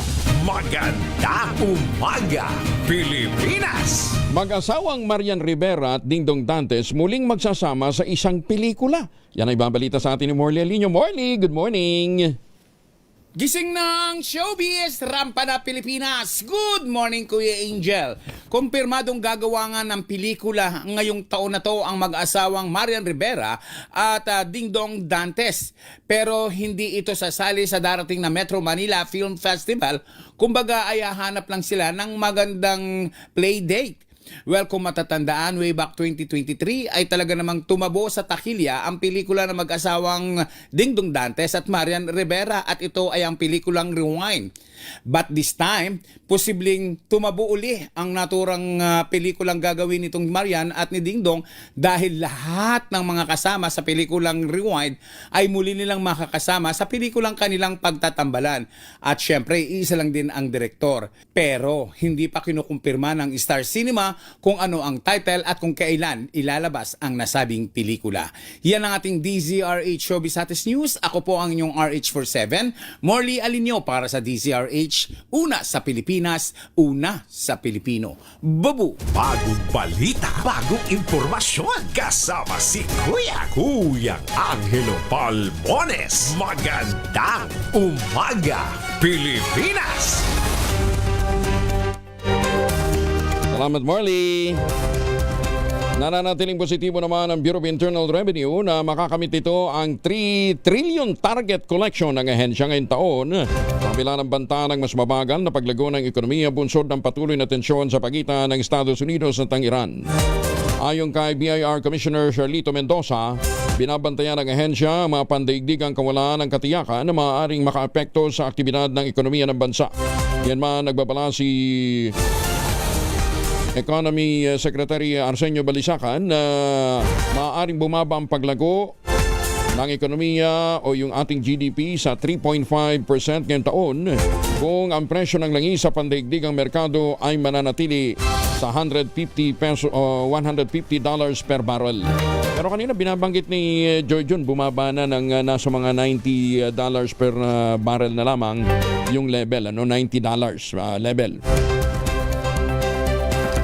Magandang umaga po kay Commissioner Mendoza, kakayanin yan, Kom. Basta't lahat ng nakukolekta ng BIR ay napupunta sa gobyerno, hindi sa bulsa ng iilan, ha? At ang dami hong nagpaparating ng reklamo sa atin dito. Sa kabila pa na nakansilado na yung mga LOA, ang dami pa rin ang nangungulekta. Ayan, ha? Huwag kayong tumigil. Bukas makalawa, aabutan din ho kayo ng hustisya. Nakatagdang magsampa ng mga kasong kriminal si Attorney Manasseh Carpio, asawa ni Vice President Sara Duterte, laban sa ilang opisyal ng pamahalaan dahil sa mga illegal na pagbubunyag ng bank records.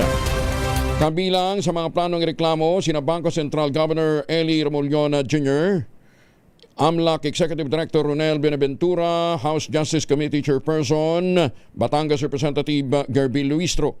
Kasama rin sa irereklamo ang party list representative na sina Laila Dilima, Chel Jokno at Percival Sendanya. Ayon kay Carpio, ihahain niya sa Quezon City Prosecutor's Office ang reklamong paglabag sa Anti-Money Laundering Act, Bank Secrecy Law at Data Privacy Act. Ginit niya na mahigpit at walang exemption umano ang pagiging confidential ng mga bank records sa ilalim ng batas. Sinabi rin ni Carpio na ginagawa niya ito hindi lamang para ipagtanggol ang kanyang asawa at pamilya Duterte, kundi pati na sa integridad ng banking at financial system. Ito ay kasunod din ang ulat ng AMLAC na may mga bank account umano na konektado kina Carpio at Vice President Duterte na umaabot ng 6.77 billion pesos mula 2006 hanggang 2025 at na-plug sa mga kahinahinalang transaksyon. Ayan. Magandang umaga, Pilipinas! Pakagaling naman kasi ni Senator Sani Trillanes. Mantakin mo, naungkat niya yung mga record. At sinasabing nagbigay nga daw po yung negosyanteng si Sammy Uy ng pondo, ng pera galing sa illegal drug trade.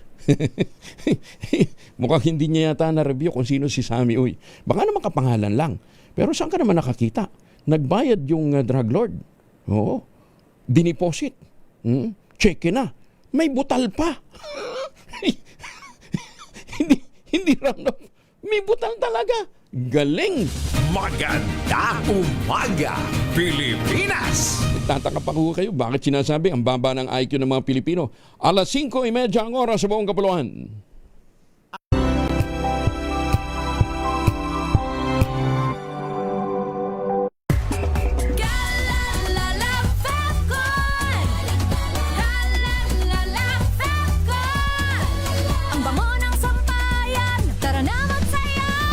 Fabcon, amoy nakaka-joyful.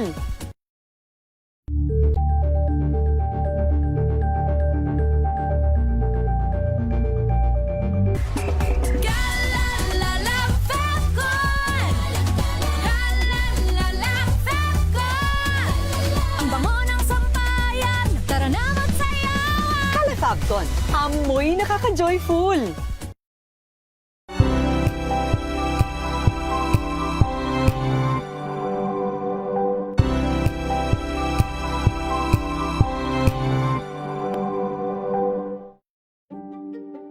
Buklatin ang mga pahina. Pakinggan ang boses ng lipunan. Tunghayan ang mga issue mula sa ibang katayuan. Nakakalungkot kasi deserve ba namin ng ganito? Na hindi nila alam kung ano talaga yung kanilang mga karapatan. Yung gobyerno, tinulungan nila yung kanilang magsasaka. Pinapatahimik tayong lahat using various laws. Through education, kayang-kaya nating baguhin yung ganitong klaseng pag-iisip. Isang kwento, iba't ibang anggulo. Dito, sa Point of View.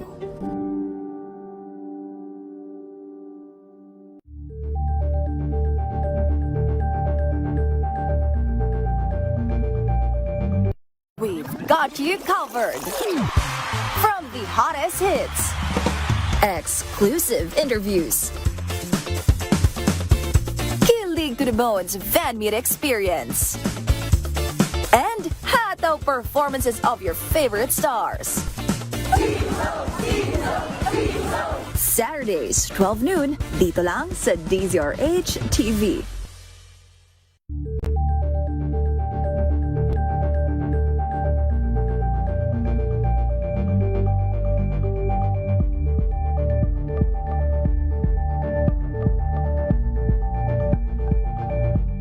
Curious ka ba sa maraming bagay? Kami na ang bahala dyan. Aalamin, tutuklasin at bibigyang linaw namin ang mga katanungang bumabagabag sa inyong isipan. Sa programa kung saan ang bawat sagot ay galing lamang sa mga eksperto. Ang Expert's Opinion, tuwing linggo 3:00 ng hapon, dito lang sa DZRH TV.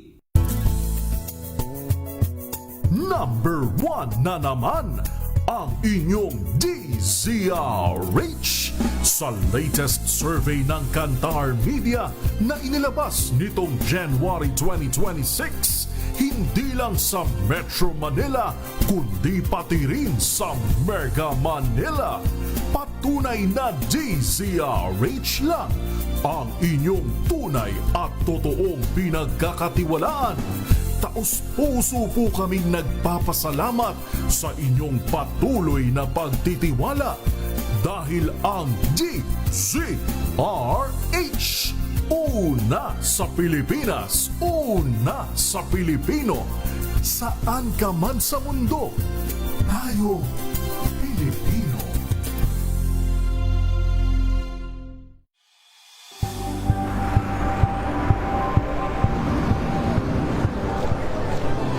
Ating mga eksperto dito lang sa Expert Opinion. Ito ang The Better News. TNVS, trending and isang kwento, iba't ibang anggulo. Dito sa Point of View. Bawat pananagutan ating tatalakayin dito sa Hoy. Bawal yan. Pilipino, dito lang sa DZRH TV, matchable entertainment and lifestyle. Ito ang MBC TV Network News.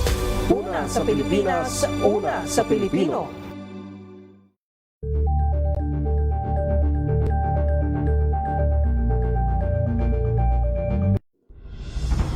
Tuloy-tuloy ang pagtulong, tuloy-tuloy ang pagseserbisyo at tuloy-tuloy ang balitaan kasama si May Binauhan sa Operation Tulong mula Lunes hanggang Biyernes.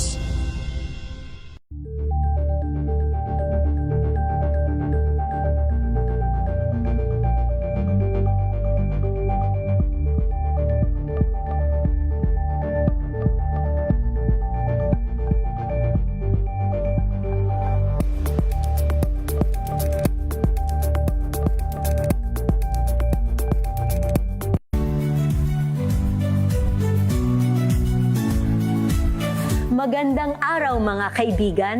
Ito po ang inyong balerina ng bayan, si Lisa Makuhay Lizalde, na nag-aanyaya sa inyong samahan kami at ang aming mga espesyal na panauhin para sa kalahating oras ng masayang kwentuhan sa aming programang Art to Art, kung saan ang usapang sining at kultura ay para sa lahat. Huwag kaliligtaan, tuwing linggo, alas 3:30 ng hapon, dito lamang sa DZRH Radio, DZRH TV, at via online streaming.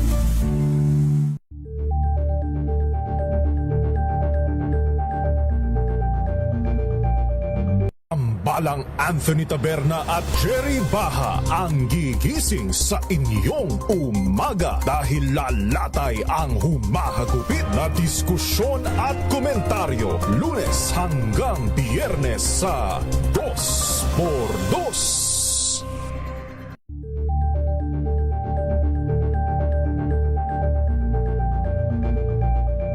Alamin ang mga maiinit na isyung pambayan, mga balitang kailangan mong malaman, usapin sa Bama. Bagong impormasyon kasama si Kuya Angelo Palmones. Magandang umaga, Pilipinas! 37 na makalipas ang alas 5 ng umaga, muling bumagsak ang halaga ng piso kontra dolyar. Ayon sa Bankers Association of the Philippines, nagsara ang palitan sa 60 pesos and 7 centavos per dollar nitong Biyernes, April 24.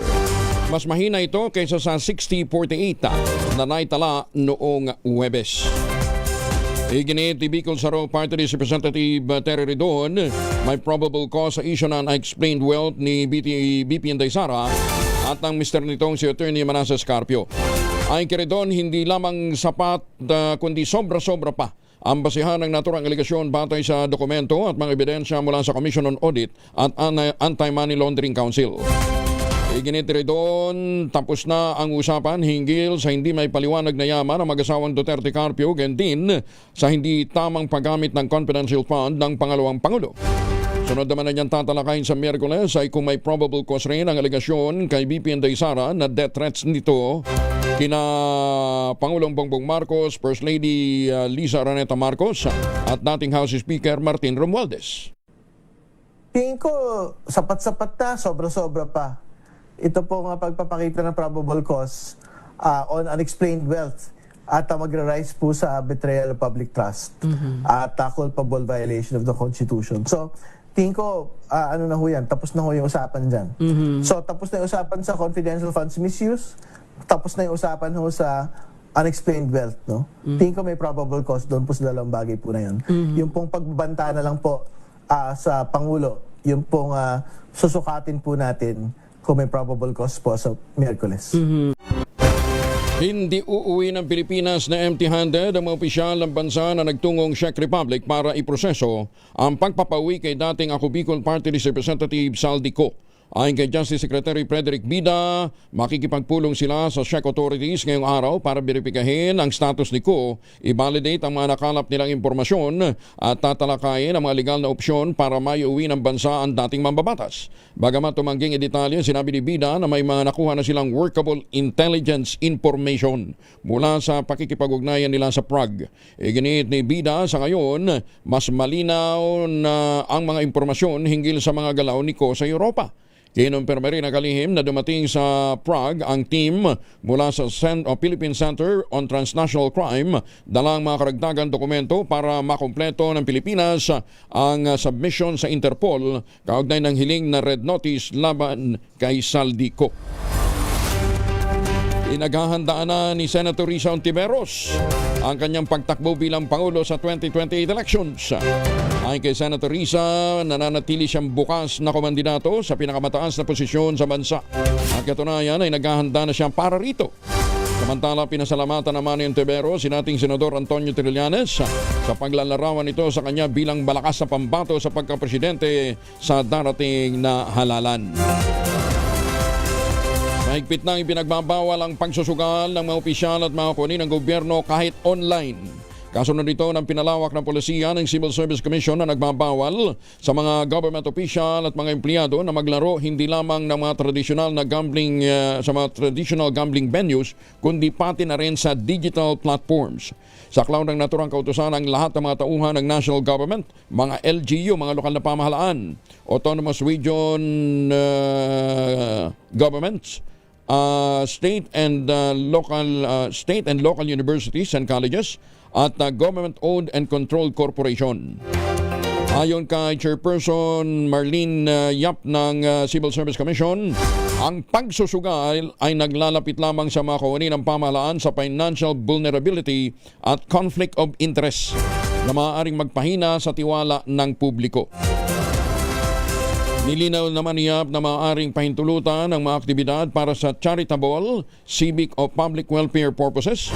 Yan din ang mga larong hindi pinagbabawal ng batas basta't ito'y walang conflict of interest. Ayan ha, kahit online gambling, bawal po ang ating mga nagtatrabaho sa gobyerno. Arestado ang 5 katao matapos madiskubre ang mga tampered o mga peking liquefied petroleum gas o LPG cylinders ng salakayin ito ng pulisya sa isang LPG sale center sa Maribeles, Bataan. Kasunod nito nang natanggap na impormasyon ng mga otoridad hinggil sa iligal na bentahan at distribusyon ng LPG sa barangay Alasasin. Sa pagtaya ng Maribeles PNP, nasa 4.5 million pesos ang halaga ng mga nakumpiskang daan-daang LPG cylinders, isang delivery truck na kargado na ng mga tangke at iba't ibang kagamitan sa pagre-refill, resealing at repainting. Nananawagan naman si Central Luzon Police Director Brigadier General Jens Mendez sa publiko maging mapagmatyag. Agad na report ang kahinahinalang aktibidad kaugnay ng mga bentahan ng LPG.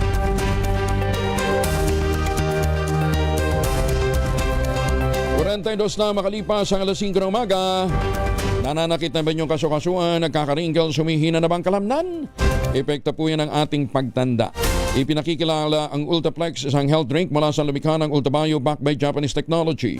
Ang Ultaplex ay may HCG complex, hydrolyzed marine collagen para sa skin at joints, HMB pampalakas ng muscles, glucosa green para sa ginhawa ng kasukasuan. Available in coffee with stevia at powdered drink mix. Kayang bawiin ang galaw, sigla at ganda kahit nagkakaedad na with proper diet and exercise. Hanapin lamang po ang Ultaplex sa Shopee, Lazada at Ultabio.shop. Ang Ultaplex ay hindi gamot at hindi pwedeng gamiting panggamot sa anumang uri ng sakit. If symptoms persist, consult your doctor. Bagong balita, bagong impormasyon. Kasama si Kuya Angelo Palmones. Magandang umaga, Pilipinas! 43 makalipas ang alas 5 ng umaga.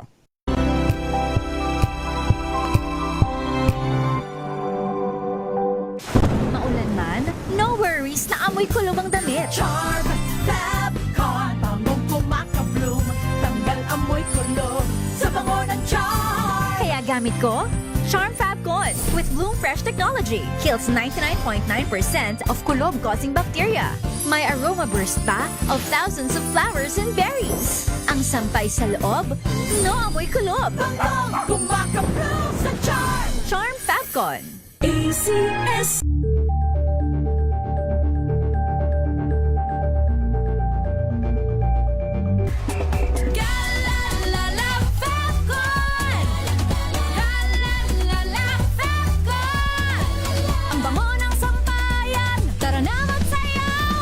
Fabcon, amoy nakaka-joyful! Fabcon!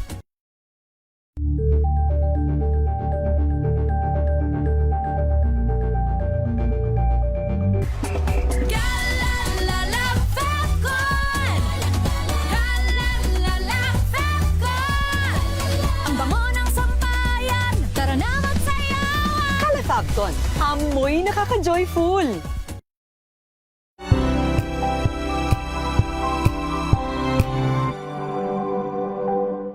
Hello, Washi! Laundry day na naman! Yay! Anong meron? Mancha ng chocolate, putik, may libag pa. Kaya natin yan! With Pride Washing Machine Detergent, may triple stain-away formula. Tanggal ang makapit, madikit, at malupit na dumit mancha. Kaya easy-easy ang labada. Mula noon hanggang ngayon. All you need is pride. All you need is pride. ACS.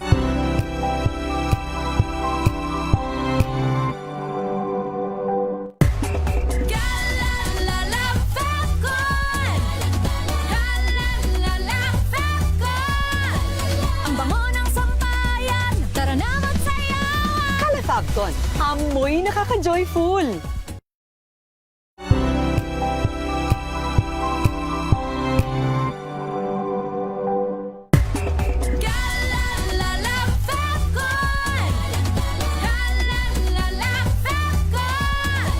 Ang bango ng sampayan, tara na magsayawan. Fabton, amoy nakaka-joyful.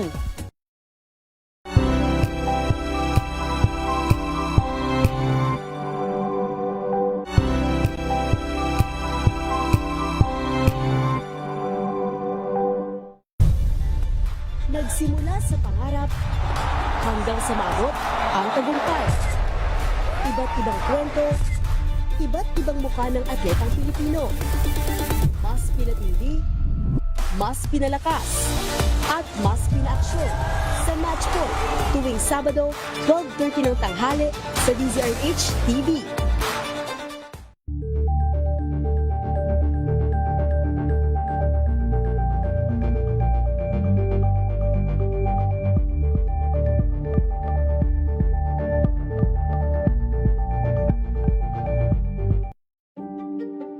Buklatin ang mga pahina. Pakinggan ang boses ng lipunan. Tunghayan ang mga issue mula sa ibang katayuan. Nakakalungkot kasi deserve ba namin ng ganito? Na hindi nila alam kung ano talaga yung kanilang mga karapatan. Si Kuyang Angelo Palmones. Magandang umaga, Pilipinas! 47 makalipas ang alas 5 na umaga, kahapon umabot ng 45 degrees Celsius ang damang init. Sa ilang bahagi po ng kapuluan, kasama na natin sa Alzar Aurelio ng Pag-asa. Alamin natin ang magiging pinakamainit na temperatura ngayon. Alzar, good morning. Hello, good morning po sa ating lahat. Palan pa rin na tag-init, kaya asahan pa rin natin ng mainit at malinsangan na panahon sa bansa. Pero may ilang lugar po na maibsa ng init na panahon dahil sa kalat-kalat na pag-ulan at thunderstorm sa Sorsogon, Eastern Samar, Northern Samar, Southern Leyte, Dinagat Island at Surigao del Norte. Yan ay dulot ng easterlies. At sa mga oras ito, wala po tayong monitor na low pressure area o bagyo sa loob at sa labas ng PAR. Kaya sa labing bahagi ng bansa, ay chance ng mga isolated na pag-ulan o sandaling buhos ng ulan. At sa mga babalak pumalaot, safe naman dahil sa banayan hanggang sa katamtaman ng alon ng karagatan. Pero huwag kalimutang mag-ingat dahil sa mga thunderstorm. Dahil ngayong araw, ang pinamataas na heat index o inaasahang pinamataas na heat index ay 45 degrees Celsius.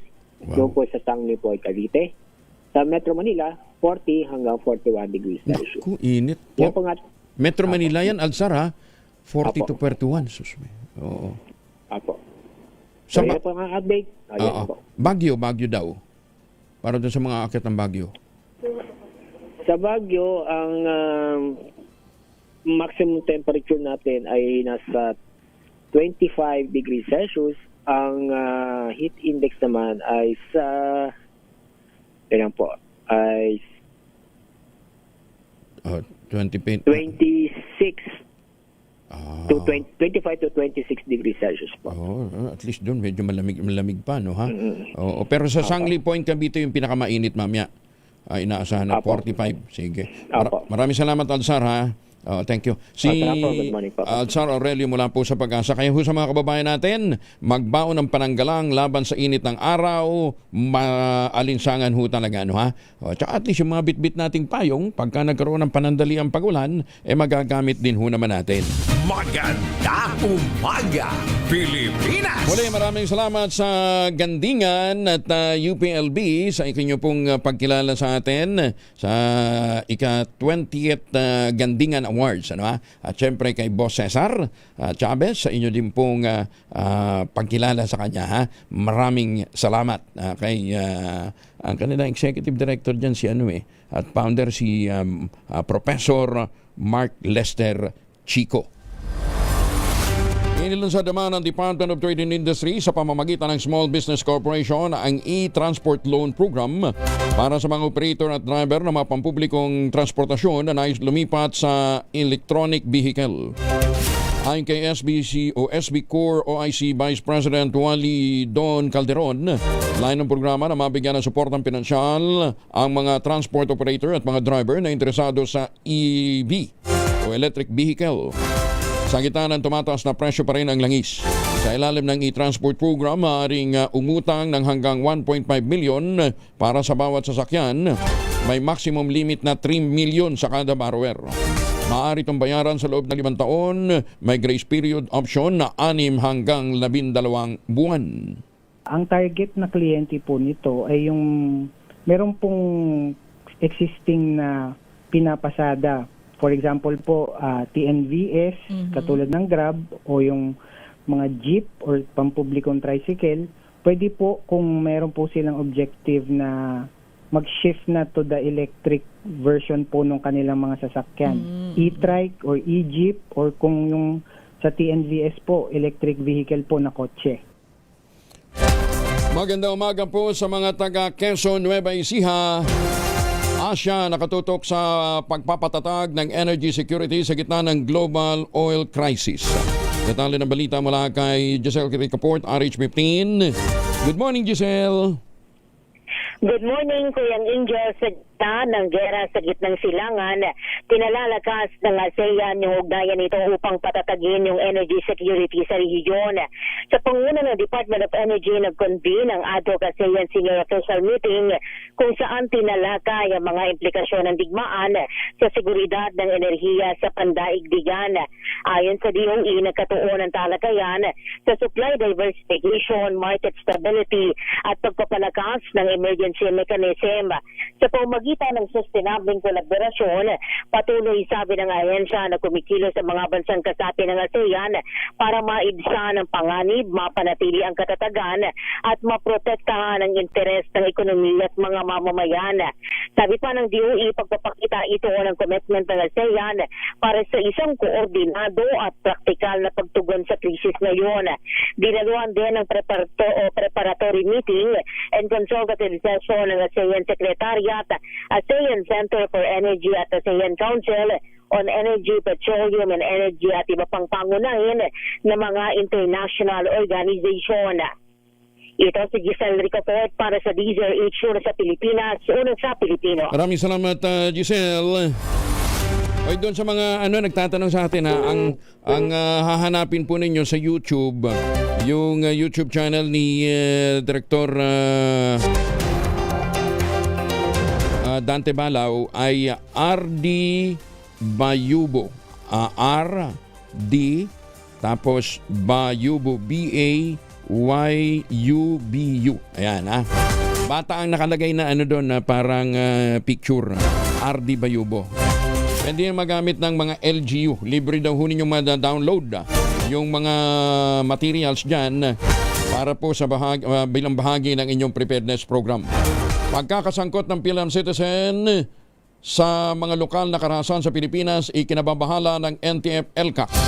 Detalye ng balita mula kay Edniel Paro sa RH52. Edniel, good morning. Kuya Angel, nagpahayag ng matinding pagkabahala ang National Task Force to End Local Communist Armed Conflict sa sunod-sunod na pagkakadiskubre sa koneksyon ng ilang US citizens sa armadong kilusan dito sa bansa. Kasunod ito ng kumpirmasyon ng NTF-ELCAC na 2 sa 19 na napatay sa Negros Occidental Incident ay mga Amerikanong may lahing Pinoy. Ito ay sina Lyle Frijoles ng Anak Bayan USA at kay Tana Rene Sorem na kasama nitong pumasok sa bansa nitong Marso. Bago ito nailigtas sa Mindoro ang film activist na si Chantal Anicoche, habang hindi pa rin matukoy kung nasaan na itong isa pang US citizen na si Cristina Pasion. Tinawag ng NTF-ELCAT na disturbing ang naturang pattern kasabay ng panawag ng Filipino communities abroad na mag-ingat sa mga sinasalihing advokasiyang maaring humamtong sa karahasan. Una nang iginayap ng Philippine Army na ikwentro sa mga new People's Army ang nangyari. Controversial na operasyon sa Toboso Negros Occidental. Patunay ang 24 na armas na recover ng militar. Pero para sa mga progresibong grupo gaya na lamang ng karapatan, isa itong massacre at hindi encounter at dapat pa investigahan. Tumugon dito ang Commission on Human Rights at nagpahayag na independent investigation. Ako si Daniel Parrosa, Razor H. Una sa Pilipinas. Una sa Pilipino. Maraming salamat din, pero foul naman yata yung reaksyon ng isang dating congressman mula po sa Makabayan Group. Ang sabi, kung ito talagang legitimate yan, bakit walang sundalong namatay? 11 ang namatay sa mga hinihinalang NPA. Pagkatapos, walang namatay sa panig ng mga sundalo. Unbelievable daw. Ang training na pinagdaanan nyo, bara-bara lang, matakbo-takbo lang dyan sa bundok. Tapos kukumpara nyo dyan sa training din dinaanan ng mga sundalo. Ay, Diyos kong buhay talaga. Maganda umaga, Pilipinas! Tiniyak naman ng Pangulong Bongbong Marcos Jr. na hindi titigil sa pagtatrabaho ang pamahalaan sa kabila ng nararanasang energy crisis. Sa isang video, sinabi ng Pangulong BBM na hindi maaaring mahinto ang trabaho ng gobyerno mula sa mga infrastructure hanggang social services sa gitna ng epekto ng krisis sa enerhiya. Kaugnay nito, tuloy-tuloy ang paggawa ng mga daan, gayon din ang pagpuksa sa mga krimen. Ginit ang Presidente na hindi hahayaang maparalisa ang mga serbisyo ng gobyerno anumang hamon ang kaharapin ng bansa. Kahit mabigat ang krisis natin sa enerhiya, ang trabaho ng gobyerno ay hindi maaaring doon lang tumigil. Patuloy ang paggawa ng mga kalye at daan, patuloy ang pangangalaga sa mga may sakit, sa mga estudyante. Hindi pwedeng huminto ang pagpuksa sa krimen. Hindi rin pwedeng tumigil ang pagsuporta sa ating mga atleta, sa kultura, sa sining, sa turismo. Patuloy ang trabaho sa lahat ng sangay ng gobyerno. At yan naman talaga ang dapat dahil hindi natin hahayaang maparalisa ang serbisyong binibigay ng gobyerno. Ano man ang problemang hinaharap. Ay, magandang umaga kay Mayor Sene Mendoza ng Talisay, Batangas. Good morning! Justice Energito ng Sandigan Bayan. Magandang umaga din kay Justice Max De Leon. Justice Raul Villanueva, Ma'am Sally, good morning. Kay Chief Justice Alex Gismundo, kay Justice Maidas Marquez, at sa incoming Justice na si Jesus Crispin Rimulya. Aba?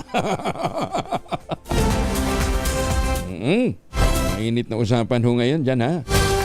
Mukhang si Ombudsman daw, darating ang panahon, mapapasama din. Mapapabilan daw sa Korte Suprema. Talaga?